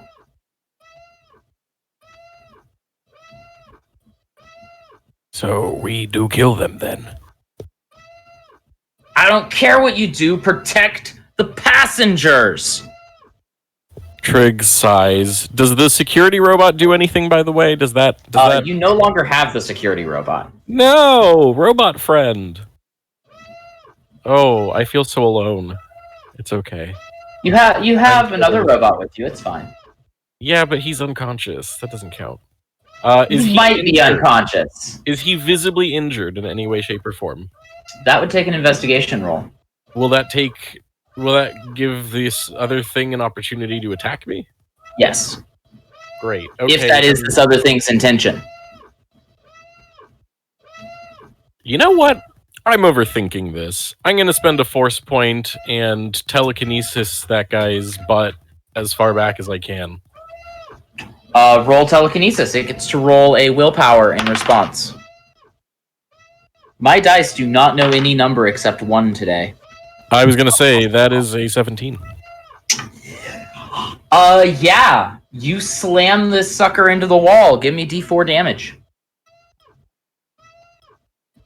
I wasn't prepared for a D4.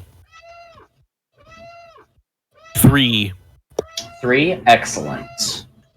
It is not dead, but it is also no longer your turn. Taryn Osana, are you back yet?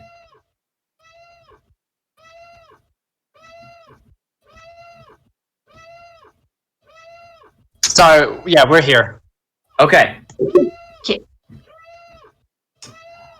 Taryn, you too got scattered a bit in the chaos, but either by instinct or intention, you found your way into medical.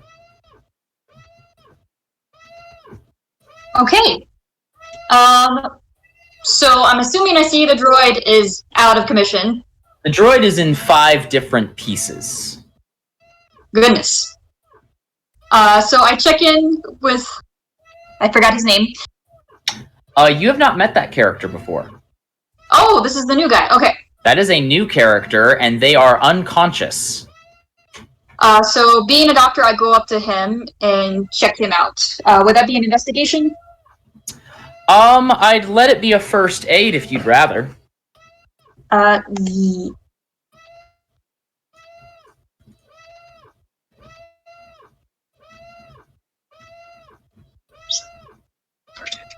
Okay.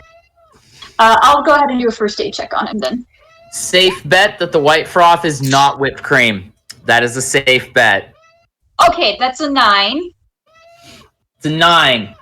So carefully rolling him onto his back, you see a very well-equipped and well-muscled figure. Currently unconscious and drooling, but this man definitely has all the marks of somebody who is very confident in their spacefaring profession. They are wearing a insignia on their shoulder that denotes them as a captain. Okay. Is there any other injuries that I can see? No. Okay. Does the surgery have like a medical scan? It does. Okay. What would it take for me to pick him up and get him into the surgery? That would take a physique check. Oh. Is there any Um, stretchers nearby that I can use? Say that again? Is there any stretchers nearby that I can use? Because I don't have good physique. If you could drag him into surgery, there is a crane lift above the surgery bed you could use to get him into it. I will do that. But it will be a fitness check to drag him through the door. Okay. That's a 15. A 15? Excellent. Yeah. You are either hyped up on adrenaline or very confident. And you are able to drag him in beside the surgery bed. Okay. Can I operate the scan, or do I need to roll for anything? Next turn, we will address you utilizing the crane to get him in the bed and scanning him for injuries. Okay. Tahiri, again, either due to accident or intention, you found yourself chasing the ambassador into one of the forward meeting rooms. Do you have any idea what's going on? No, not as yet. You know that the ship is under attack, but by what, who, how, no ideas. Right. Well, Ambassador, I was the last I heard. I was to guard you, so I will do that. And I am so glad that you are here. I just, please, we can't. This can't be how I die. I'll see to it that it's not. She is hiding behind you.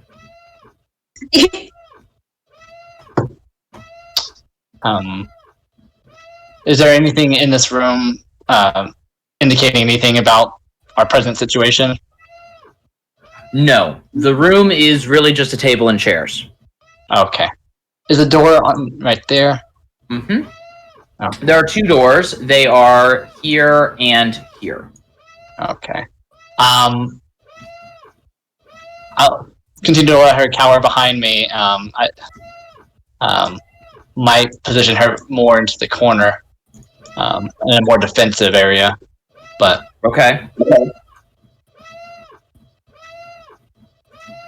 But that's all I got. Yeah, she's not resisting. Yeah. As you back her into the corner, a droid steps into the room.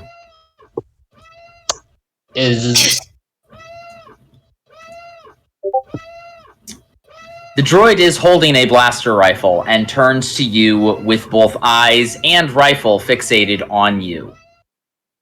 Great.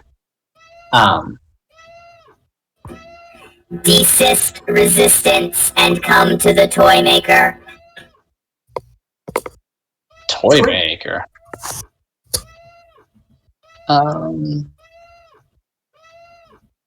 Probably gonna use a force power.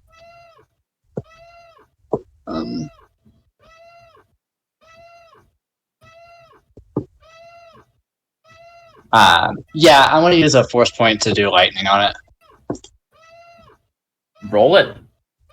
Oh, let's see. And don't forget to spend a force point. Right.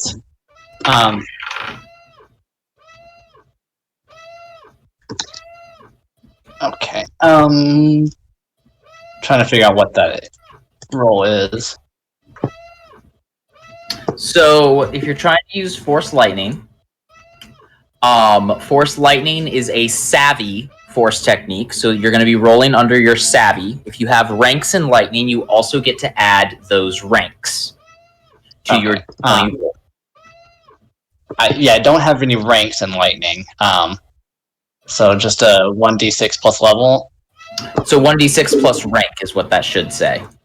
Okay, and that's including savvy? Savvy is not included in the rank. However, okay. When you roll to see if you hit, you get to add your savvy. Okay, gotcha. So, I gotcha. Sorry, so many screens for us both. You are doing fine. So just D20 plus savvy, since I don't have any ranks. Mm-hmm. Nice. That is a hit.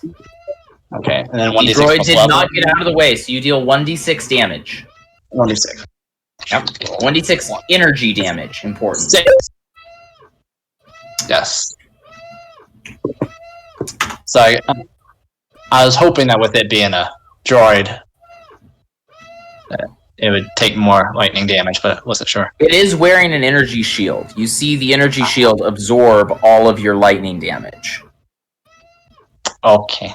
Now, for those who don't know, energy shields function as temporary hit points, so you can continue to wear it down through the energy shield, but you did not actually make it through the energy shield with your initial attack. Okay. I assume that's all I can do on my... That is all you can do. Yeah. Megara. Yes. You found your way into the latrine. First time that's happened in the dark. Oh! Hello.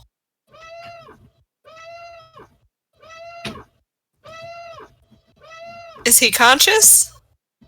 Yes, he is hiding in the bathroom stall. Does he have the door closed? Yes, but you can see his boots. Yes, that's saying I can just see his boots. Yes. It's still very dark, right? Yes, emergency lighting only. Okay. I'm also gonna flip on my infrared vision because I'd like to have more sight in the dark. You notice two figures outside the door. If you're looking in the infrared spectrum. I am indeed. So somewhere over here. Yes. I'm gonna knock on the latrine and say, hey, any idea what's happening? He steps out and dusts off his cape. I assure you, I have no idea what is going on, and the Empire is not responsible for this egregious attack. However, if you protect me, I will see you well paid.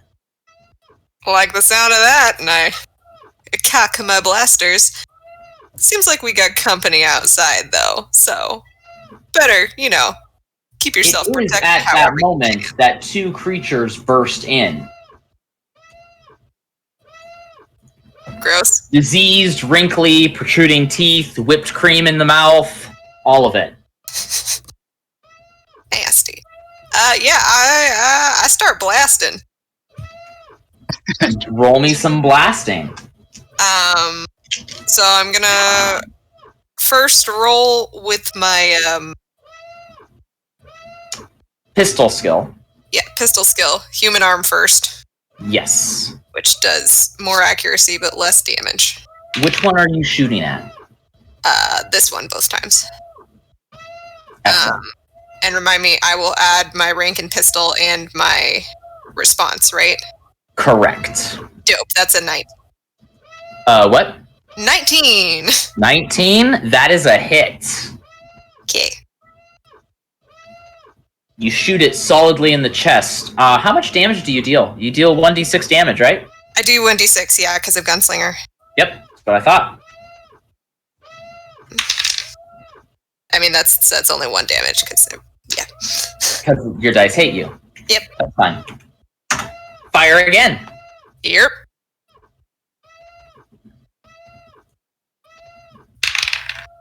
Oh, and that is a 22.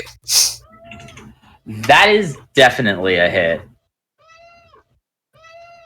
And damage on that one, because it's coming from my metal arm, which is beefy, is 6 plus 2 is 8. You drop it. It hits the ground with a... I turn around and give a wink of the old cyborg eye at that guy. I'm expecting to be paid handsomely.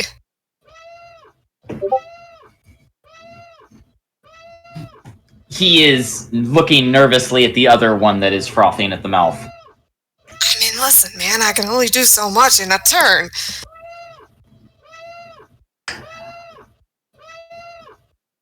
Taluk.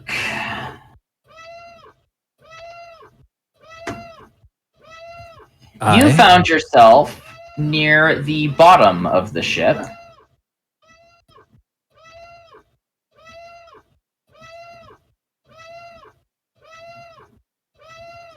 You probably don't know that you're near the security office, but to find yourself on the map, you are near the security office. Alrighty. Point of order, do I hear the gunfire from the latrine? Go ahead and give me a spot. Okay. Spot is response, right? I think so. If it's response, that's a 5. It might be wit. I don't know if that would be better for you. If it's wit, that's a 9. Wit's a 9. Wit's an 8. Sorry, not a 9. It's The spot is actually savvy. Oh, then it's a 4. It's a 4. No, you do not hear the blaster fire in the latrine. Okay. Well, hello there. Aline, who is with you, is still sober, surprisingly, and has yet to redraw her blaster. Hello. You may want to draw your blaster. What for? We are most certainly under attack. From what? That I don't know yet.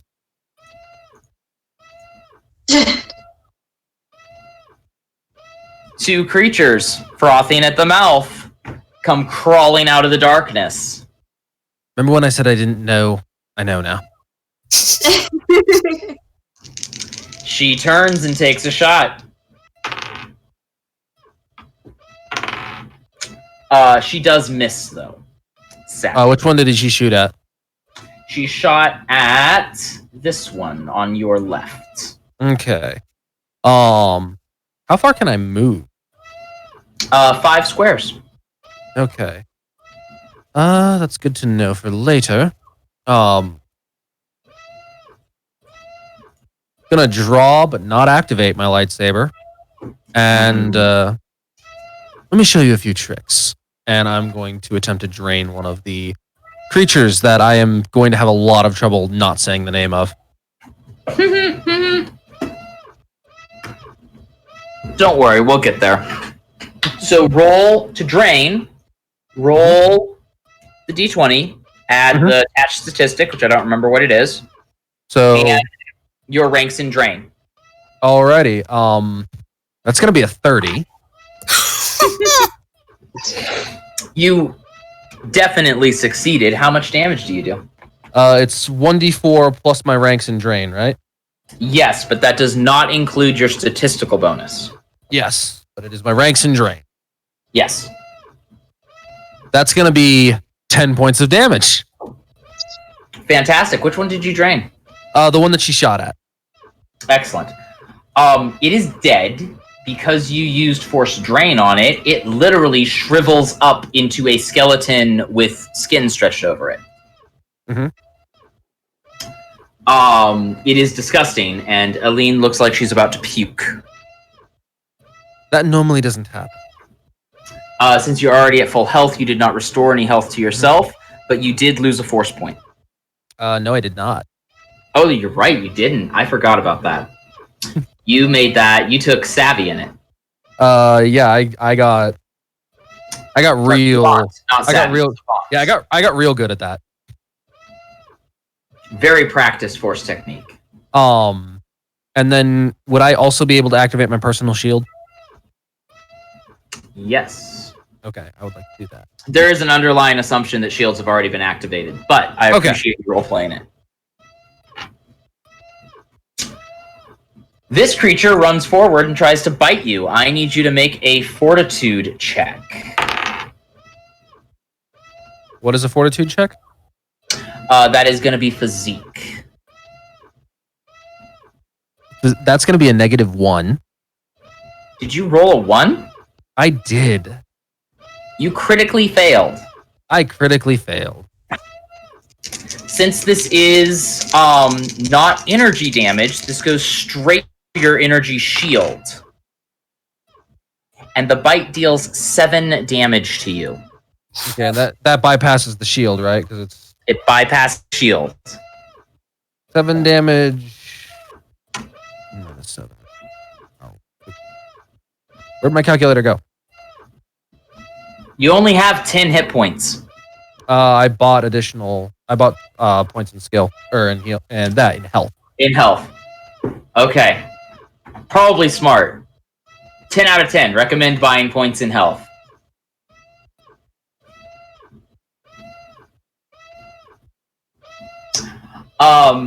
Megara, Here. this fellow runs up and tries to bite you. Please roll a fortitude check. That's a flat 16. Excellent. You are able to either avoid the bite or simply resist it. That is up to you. Probably juked him. Dodged a little. Trig, undeterred by being thrown against the wall, the creature runs forward and tries to bite you. Please give me a fortitude check. That is a 14. That is not high enough. You are bit for 6 damage. Yeesh. And it goes right through your energy shield because it is not energy damage. Tari, Tahiri? Is that how you say it? Tahiri? Yes. In response to your lightning, the droid opens fire. Please roll a reflex check.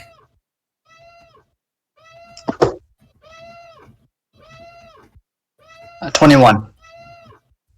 You tied it, which means you take half damage.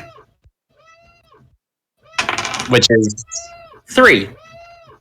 And that is energy damage because it is from a blaster rifle, and so your energy shield will eat that damage for you. half of 3, or 3 was half? 3 is half. Okay. Trig, we're back to you. You just got bit. True. To the energy. Well, with that in mind, I am gonna try to stab this guy with my lightsaber. Do it.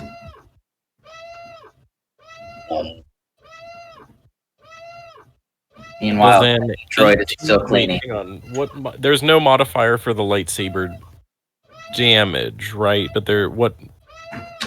The lightsaber attack is affected by, I believe, your wit. Yes. Yes. Cool. So 16 to hit. 16 to hit? Yes. It only got a 7 on its dodge, so you definitely hit.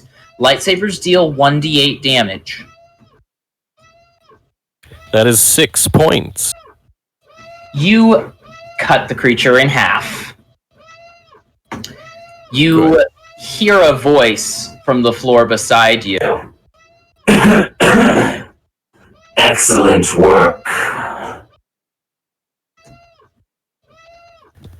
Trig just sighs and looks down and says, "Nice of you to help." I've already taken 6 of them. I can only do so much, you know. When you've already done 6, what's one more? The Sith is tired of your sass and trying to repair himself.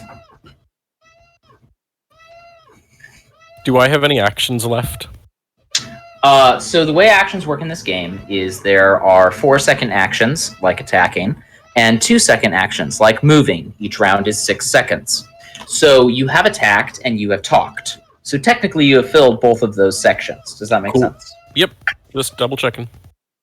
Now, of course, like in any roleplay game, perception of time stretches depending on what's going on, and especially for someone like Taryn, who's not actually in a combat situation right now, that 6-second rule expands and contracts depending on need. Okay. Speaking of, Taryn, utilizing the patient crane to get the good captain into the bed is not a problem at all. Scanning for injuries is going to be a medicine check. All right.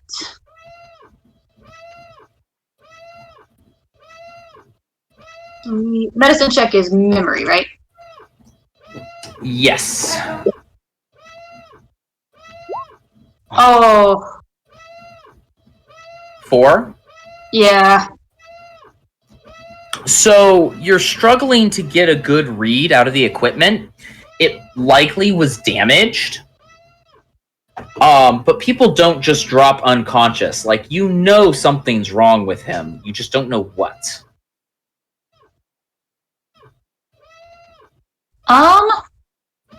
Can I, like, try to fix the computer? Yes. Okay. All right. That's a 7. So that can be an engineering computer check, which is memory based. So does that give you a bonus? It does give me a bonus. So I actually did repair, so I will go ahead and do engineering.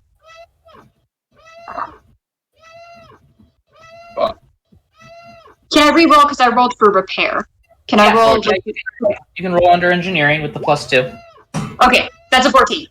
You are able to fix the computer. On your next turn. You will be able to determine what is wrong with the good captain without a check.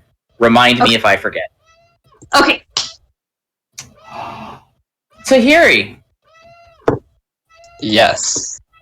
So, What are you up to? There is a droid shooting at you. So I assume since I took 3 energy damage, my energy shield goes up by 2. So it does, because your energy shield on your turn every round regains 2 of its temporary hit points. Nice. Okay, cool. 5 squares movement. 1, 2, 3, 4, 5. And gonna do something with the lightsabers. What color are your lightsabers? There's no one in the room but one person, but you know what color my lightsaber is. So. I was just curious because if they are what I think they are, the one person in the room gasps and picks up their hollow communicator and starts chittering excitedly on it. Cool. Red and blood red. Oh, that's awesome. Okay. So lightsaber is my first attack. Under lightsaber. Sorry, I'm trying to find that skill. Is it lightsaber is wit +2? Okay.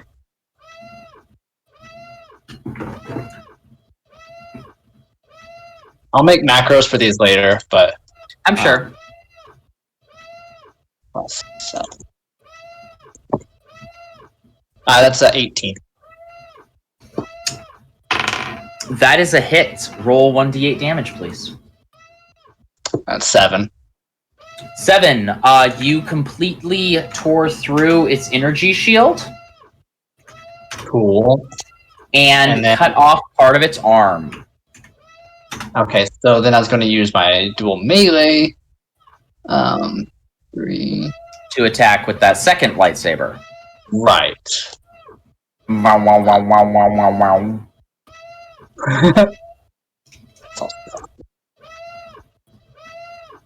Oops. Sorry, it's 23 on. I clicked it twice, but 23 was the first one that rolled. 23? That is definitely a hit. 1d8 damage. And 6. The robot is missing limbs, but still has its weapon in hand. Alright. One more good hit would kill it, though. Put it out of commission firmly. But I don't have the action for it? I You suppose. do not have the action for it. Okay, but I do have Also, free action. What's that? I can talk. I can talk though to the ambassador, though, right? you can if you want. Okay, because she was chittering excitedly into her hollow. So Yes. I shout back at her, "Don't worry, ambassador. I'll protect you." Oh, this is the most exciting thing that has happened. I've already informed the Jedi. Perfect.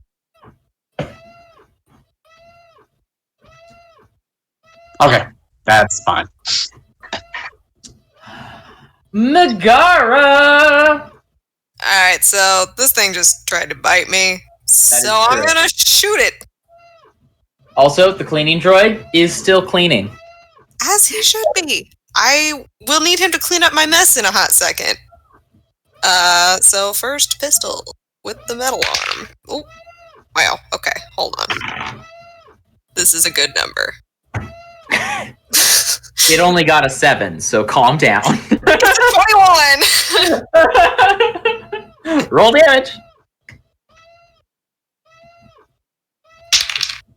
That's a 3. Excellent. And You shoot it in the meaty part of its shoulder, but its teeth are still in your leg. gross. And with pistol number 2, that's a... That's a what? Dirty 20. Dirty 20, that is another hit. Okay. And... that is 3 damage. Shot in the head. It is dead. I shake my leg a little bit to dislodge it. Excellent work. Taluk. Quick question. Can I drain and attack with my lightsaber in the same turn? No. Okay. One or the other. One or the other. Well, I'm going to attempt to drain this next one as well then. Roll it. That is much less good. That's a 15. It resists your attempt to drain it. Okay. I'm going to attempt to move away from it then. You're like, excuse me, I'm busy. I need a fitness check to literally rip your leg out of its mouth. Oh, it still has its jaws locked on me? Mm-hmm. That changes everything. I'm not going... Well, yeah, I might as well try. Fitness? Fitness. So that's which is physique. It's under physique. Number to beat is 9.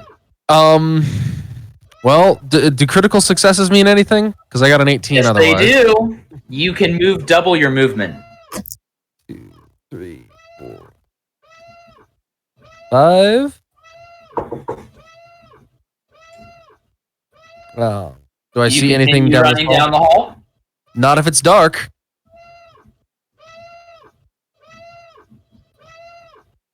2, 3, 4, 5.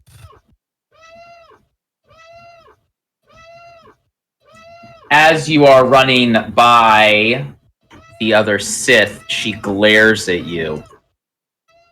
And where do you think you're going, coward?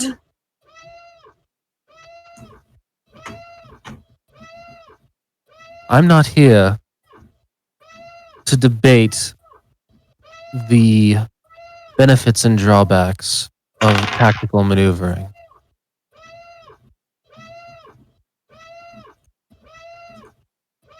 While you're running away, the creature bites Eileen, and Eileen falls unconscious. You hate to see it. Ew.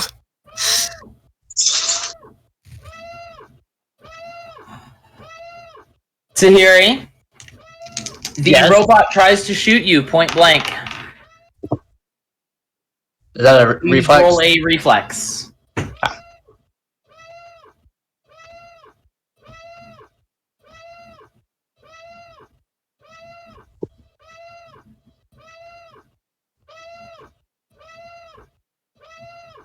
Oh, Ooh. that's a crit fail. It is, which means it deals crit damage. So you take 10 energy damage. I mean, okay. So you're down to 1. I'm not. Yeah. Or my energy shield is. Oh, your energy shield. Okay. Your energy shield should have had 9, right? Correct. So 10 damage depletes your energy shield, and you lose 1 hit point of damage. Yeah.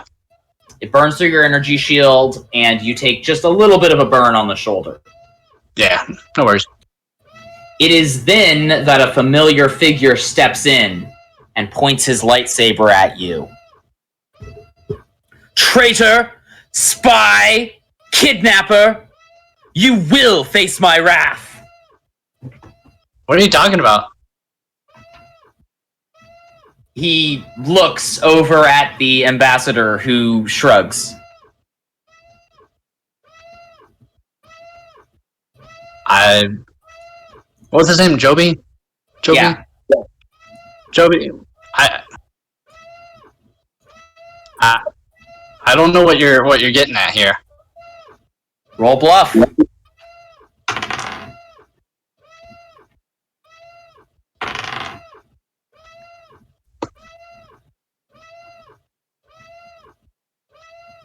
$13.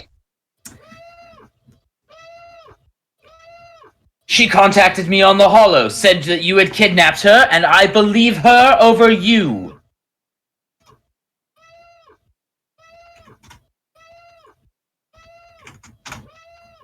I don't even know how I got in this room. It's been dark, and I've just been trying to protect her. You can continue that debate on your next turn. Trig, what you up to? Well, chilling in the hallway, I guess. Apparently. Why do you ask? Because it's your turn. Oh. Cool. That's fair.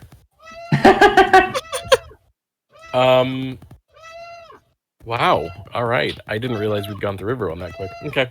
Yeah. This group moves pretty fast. I am very impressed. And it's so engaging. I forget who's doing what. So no, this is fun. Anyway, what? Okay. First thing I'm gonna do is spend a force point and heal myself. Press your hand into your own forehead for that. And I don't have to like roll to succeed in that. I just say that I do. You just do it, yeah. Lay on hands. It's essentially lay on hands, yes. Or cure light wounds, like whatever. Most of the healing spells in D&D function on the same principle, where you just say you heal and you heal. Excellent. And I heal for 5 HP. Excellent.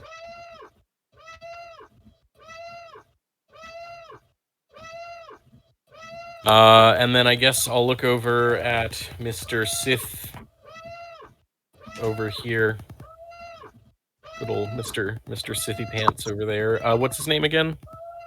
You never learned his name. Cool. Great. So, yeah, just kind of look at him and say, do you know what has happened? I suspect we were placed under attack. By whom I dare not fathom. I doubt it was the Republic. They have an ambassador aboard. I know it was not the Sith. Trig looks troubled, but says nothing in reply. And I guess that's all I have action to do. A droid steps through the door. A friendly one? It's pointing a gun at you. So not a friendly one. You will come and join the toy maker.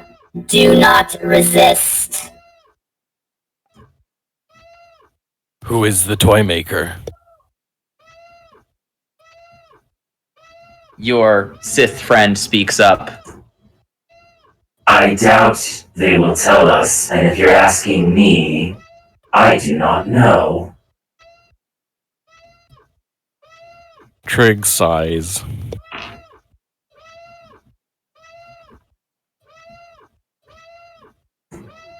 However, if you wish to dismantle this droid, He ignites his lightsaber. I will help you. That does cause a grin to stretch across Trigg's face, and his ears twitch a little bit with amusement. Very well. And you can get to that on your next turn. Taryn. Yes. So the scan works because you said I didn't have to roll a check for that. Scan works. This man has suffered some sort of injection that has rendered his body limp. Okay. Likely the chemical agent that is causing the paralysis did not actually cause unconsciousness. So while he is unresponsive, he is likely fully conscious. So can he move at all, like blink his eyes or anything like that? No. Okay. Breathing is a struggle. All right. Can I inject him with? Do I know what the injection was? Does the scan tell me that? The scan does not know what the injection was, merely what the effects of it were. Okay. I am going to put a respirator on him. Do I need a roll for that? Excellent choice. No, you do not, but it will give you advantage on your next medicine, surgery, or first aid check, because that is a good call. Okay. And I'm going to take a bit of his blood, just a little bit, and to see what the injection was. Run it through the mass spec. I get you. Yes. So give me a medicine check for for understanding the readout of the mass spec. Okay. With advantage, what was the advantage? That just means you roll twice. It just means you roll twice and take the better result. Okay. Yeah, I'm taking the Yeah, we're 16. gonna go with that 16. Yeah. So the poison is made from a venom that you have to read it 5 or 6 times to make sure you're reading this right, but it is actually derived from colto. That's not good. It was given at a dose so extreme that it's starting to actually have a mutative effect on his DNA. Okay. Well, I need to find... Is there anything that I can use as an antidote? Would Bacta work? Bacta is made from colto. It would likely make the situation worse. Okay. All right. So I am going to do a transfusion. I'm going to, similar to, dialysis, except I take his mutated blood out and put clean blood in. Excellent. Where are you getting this blood? From the surgery area, I'm guessing somewhere around here. I need a investigation check to see if there is a store of blood kept on board. Okay.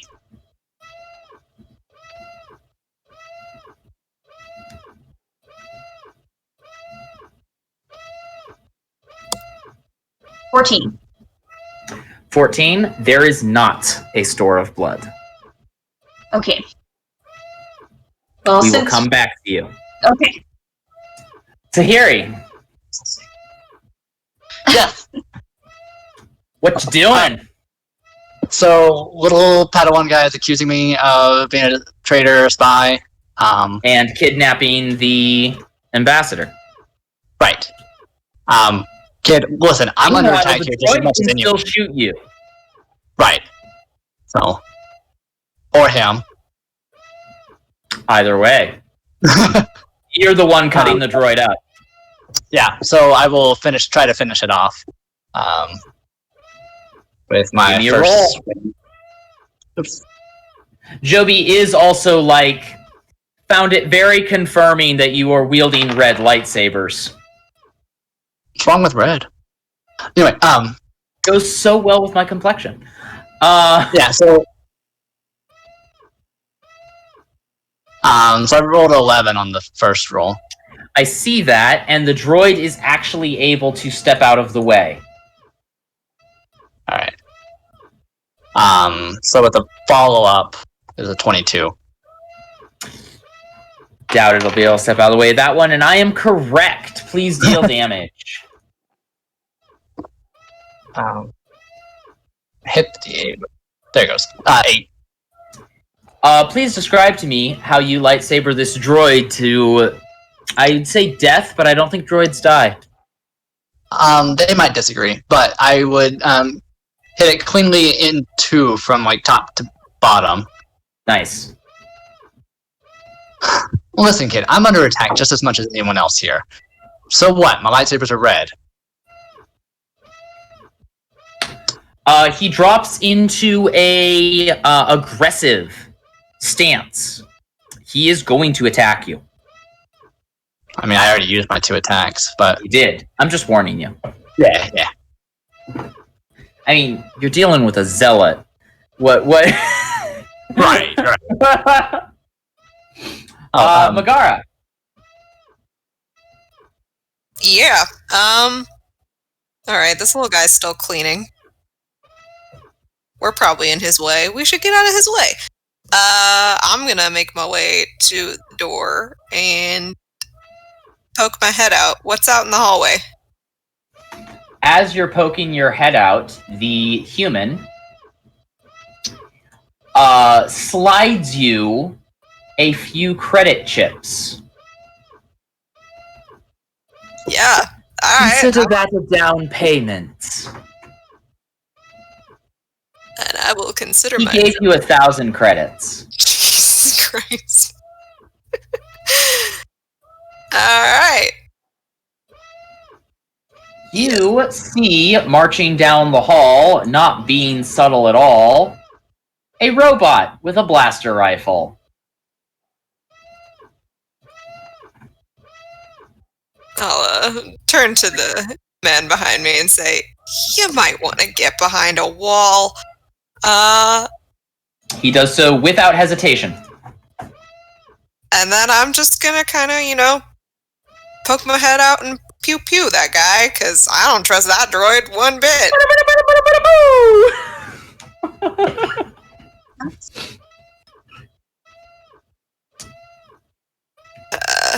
First roll is a...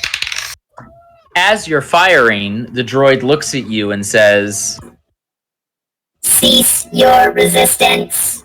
The toy maker cordially welcomes you into his domain. Does he pay well? I mean, you're already firing. I'm already literally as I shoot him, how is the pay? The droid looks at you confused. This is probably gonna miss. It's a 11. So, these droids get a +3 to their reflex. This particular droid rolled a 3 on his reflex check. Okay. So he only got a 6. This is why I love contrasting rolls. Like, a bad shot can be matched by an equally bad dodge attempt. Excellent. So... God, what blaster was this? Okay. This is... Okay. That is 7 damage. His energy shield eats it entirely. Yep. And for shot number 2... Oh, that's also bad. That's a 11. He got another 3. Oh my so... God. Okay. And that's just... 2 damage. Completely eaten by his energy shield. Mm-hmm. Luke. All right. Given that I have the ranks I have in Drain, about how far away can I do that? How many ranks do you have? 6. 6? That's what I thought. So I'm gonna go ahead and say, because it's easy, that you can use Drain as many squares away as you have ranks in it. All right. And then what is the maximum range on my pistol? Maximum range on your pistol is really line of sight. Like energy weapons, the bolt doesn't stop. So I can take a shot at the thing that bit me. Oh yeah, Okay, I'm gonna do that. over Aline's dead body. Yeah. Yeah. That is response and pistol skill, right? Yes. All right. That is going to be a 23. And you hit. All righty. And so there's no bonus to the damage, right? It's just No bonus to the damage, just 1d4. I do 4. The creature is still alive, but barely. It limps towards you. Mhm. It will not make it to you this turn. Yeah. And then I can still move, right? Mm-hmm. I'm gonna head north. About how far can I get? Is it still 5 spaces? 5 spaces. As you step through this door, you see this robot. Mhm. And presumably you also see Meg sticking her head around the corner. Yep. Zarta is walking beside you. I'm going to Merciless. I respect that. ignore the Sith Lord for a moment and nod to the cyborg. Howdy, gorgeous. That's not Taluk's voice. It was so great, though. It is now. It's the right words. It's the wrong accent. And then look back at Zarta and just mutter, "Don't you have an ambassador to be protecting?" Oh, I might have taken her job, and I'll give him the sup nod back. I imagine that if survival is our aim, banding together is more beneficial as much as it does turn my stomach.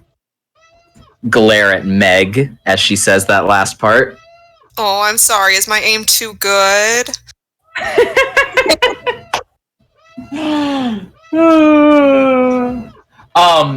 The diplomat does speak up from inside the latrine.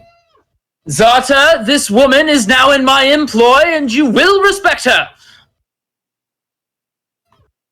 I flash a couple credits. With a wink.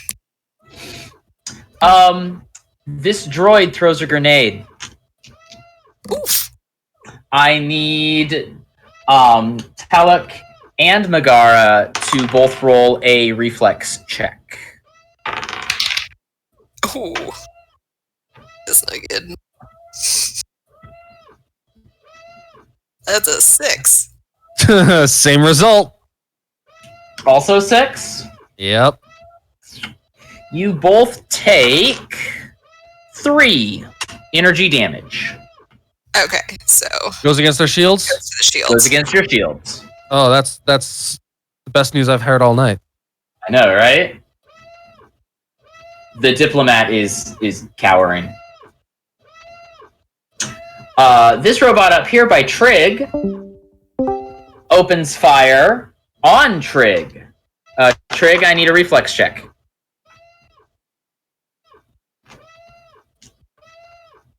How does a non-natural 20 sound? That sounds like you ducked. Excellent. I mean, maybe you didn't have to duck. You're already pretty short. Hey now. Can I say that I deflected it in a really cool shower of sparks with my lightsaber? Sure. Yay. Tahiri, Joby takes an experimental swing at you. Please roll a fortitude check. Fortitude.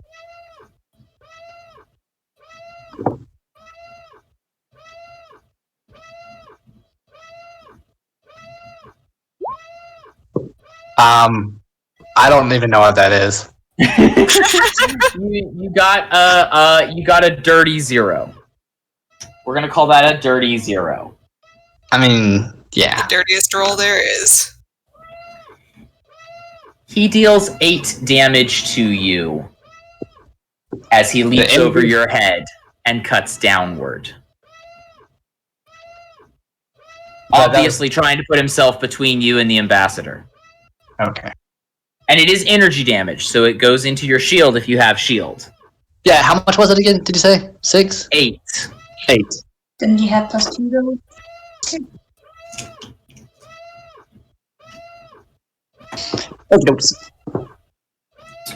All right, we're gonna do one more round, and then we are gonna call it a night. So, Trig, what you doing?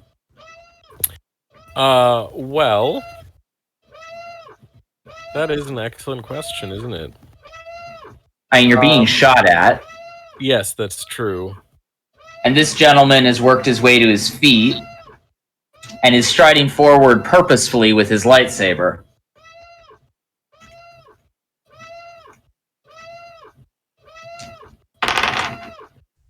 I will use 1 point of force to immobilize the droid with force choke Okay. so that I can hold him still for the guy to smash him into pieces. You are granting him double damage, so go you. The Sith does 6 damage. Total or doubled? Total. Cool. Well played. Thank you. I believe he's also immobile. He is. So I'm going to mark that because otherwise I'll forget. Taryn, what are you doing? Since I know that the poison is made from Kolto, is there anything that can negate the effects of Kolto? Anything that's kind of... Roll, this is going to be a knowledge check. Roll a relevant knowledge check.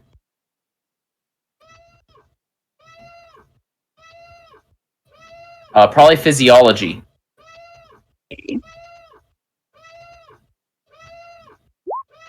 9. 9. Nothing that you know. Usually Kolto is the solution, not the problem. Okay. I still have 3 force points. Can I use a force point to force heal him in order to at least stabilize him? You can. Okay.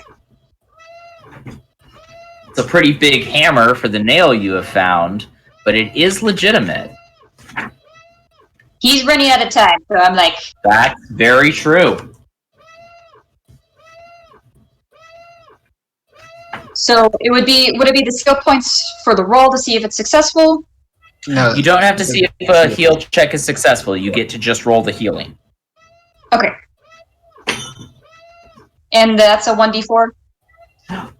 Is heal your class skill? My class skill is force telekinesis. Okay, yes. So it's just going to be that 1d4, and then add your rank in force heal to the healing. Okay. Since it's under, It's just a rank. If you don't have it ranked, then it's 0. it's 4. 4. The captain is stabilized and comes conscious with a gasp. What? Who are you? Calm down, calm down, calm down. I'm Dr. Osana. Do you remember what happened to you? I was trying to get the crew to safety after we were attacked, and somebody snuck up behind me. Okay, who attacked you? I don't know. Okay, do you know why the ship is under attack and who is attacking? I don't. Some freakazoid called himself the toy maker. The toy maker. Okay, He's All got right, us in a tractor beam. we're in a tractor beam. Thank you. That's good to know. Okay, you need to stay calm. You were just injected with some type of venom made out of Kolto. What? I know goes against everything that what we normally deal with, but just stay calm. You're fine now. Well, thank you. Of course, I'm a doctor. That's what I'm supposed to do. Do you know how we can fight the tractor beam? Sometimes you fire engines, you can break a tractor beam, but we've been in it too long. Okay, is there any other option? I mean, if we can go up into his ship and turn it off. I kind of like close my eyes in exasperation, like it's gonna be one of those things. Like, okay, can we dock, or are we already docked? We're likely gonna just be docked, want to or not. That's how tractor beams tend to work. All right. Do you have weapons on you? Can I see if he has weapons on him? He has a blaster. Okay. I kind of indicate his blaster as like, well, you're probably going to need that, but I want you to stay behind me. And he stands to his feet shakily. Well, whatever you say, Doc. And then I look at it and I'm like, on second thought, you better stay here. No, I'm good. I'm good. You're shaking. Yeah, it'll wear off. You're the one who said I was poisoned. That's exactly what I said, which means you probably should stay here. You're the captain. We need you alive. I need my crew. Now, are you going to help me save him or not?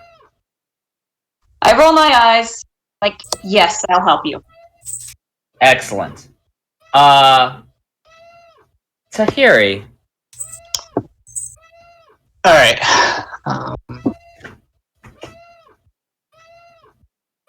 Right there. So I'm going to force drain this little punk. All right, roll it. Are you spending a force point? Yes.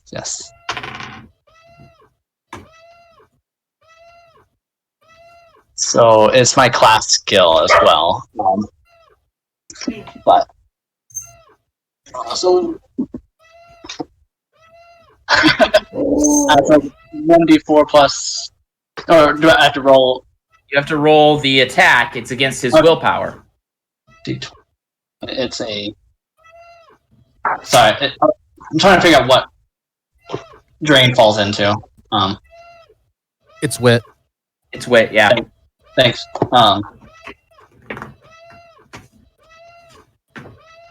D20 plus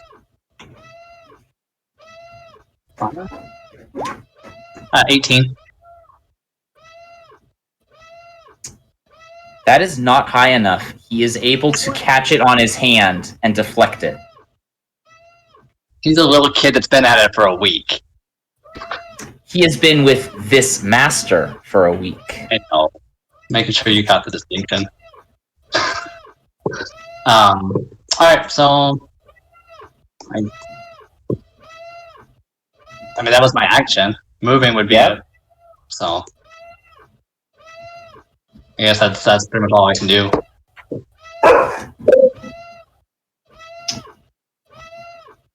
Megara! I'm shooting this robot again. He didn't tell me how much the toy maker paid.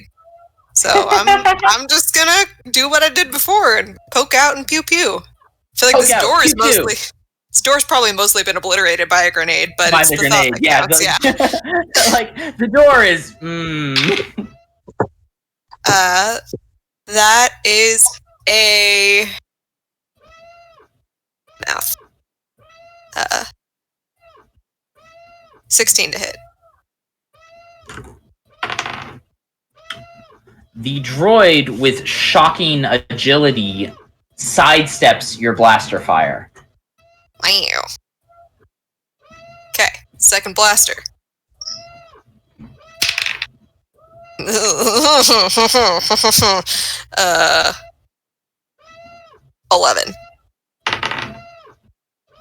The droid steps back, still avoiding your blaster fire. Kind of like knocked my blasters together. Y'all good? Nice. Taluk?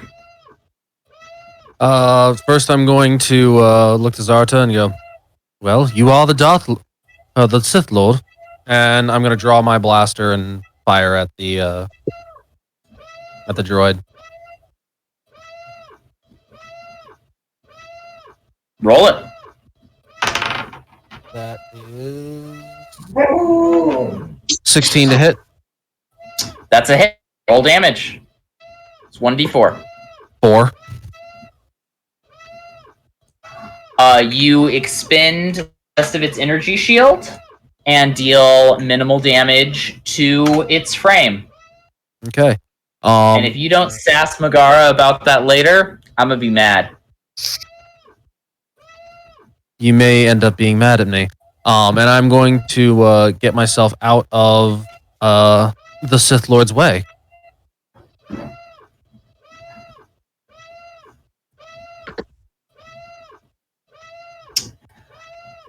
The Sith Lord strides forward, draws her lightsabers, and stands there as if daring the robot to attack her. What was that about cowardice? She ignores you.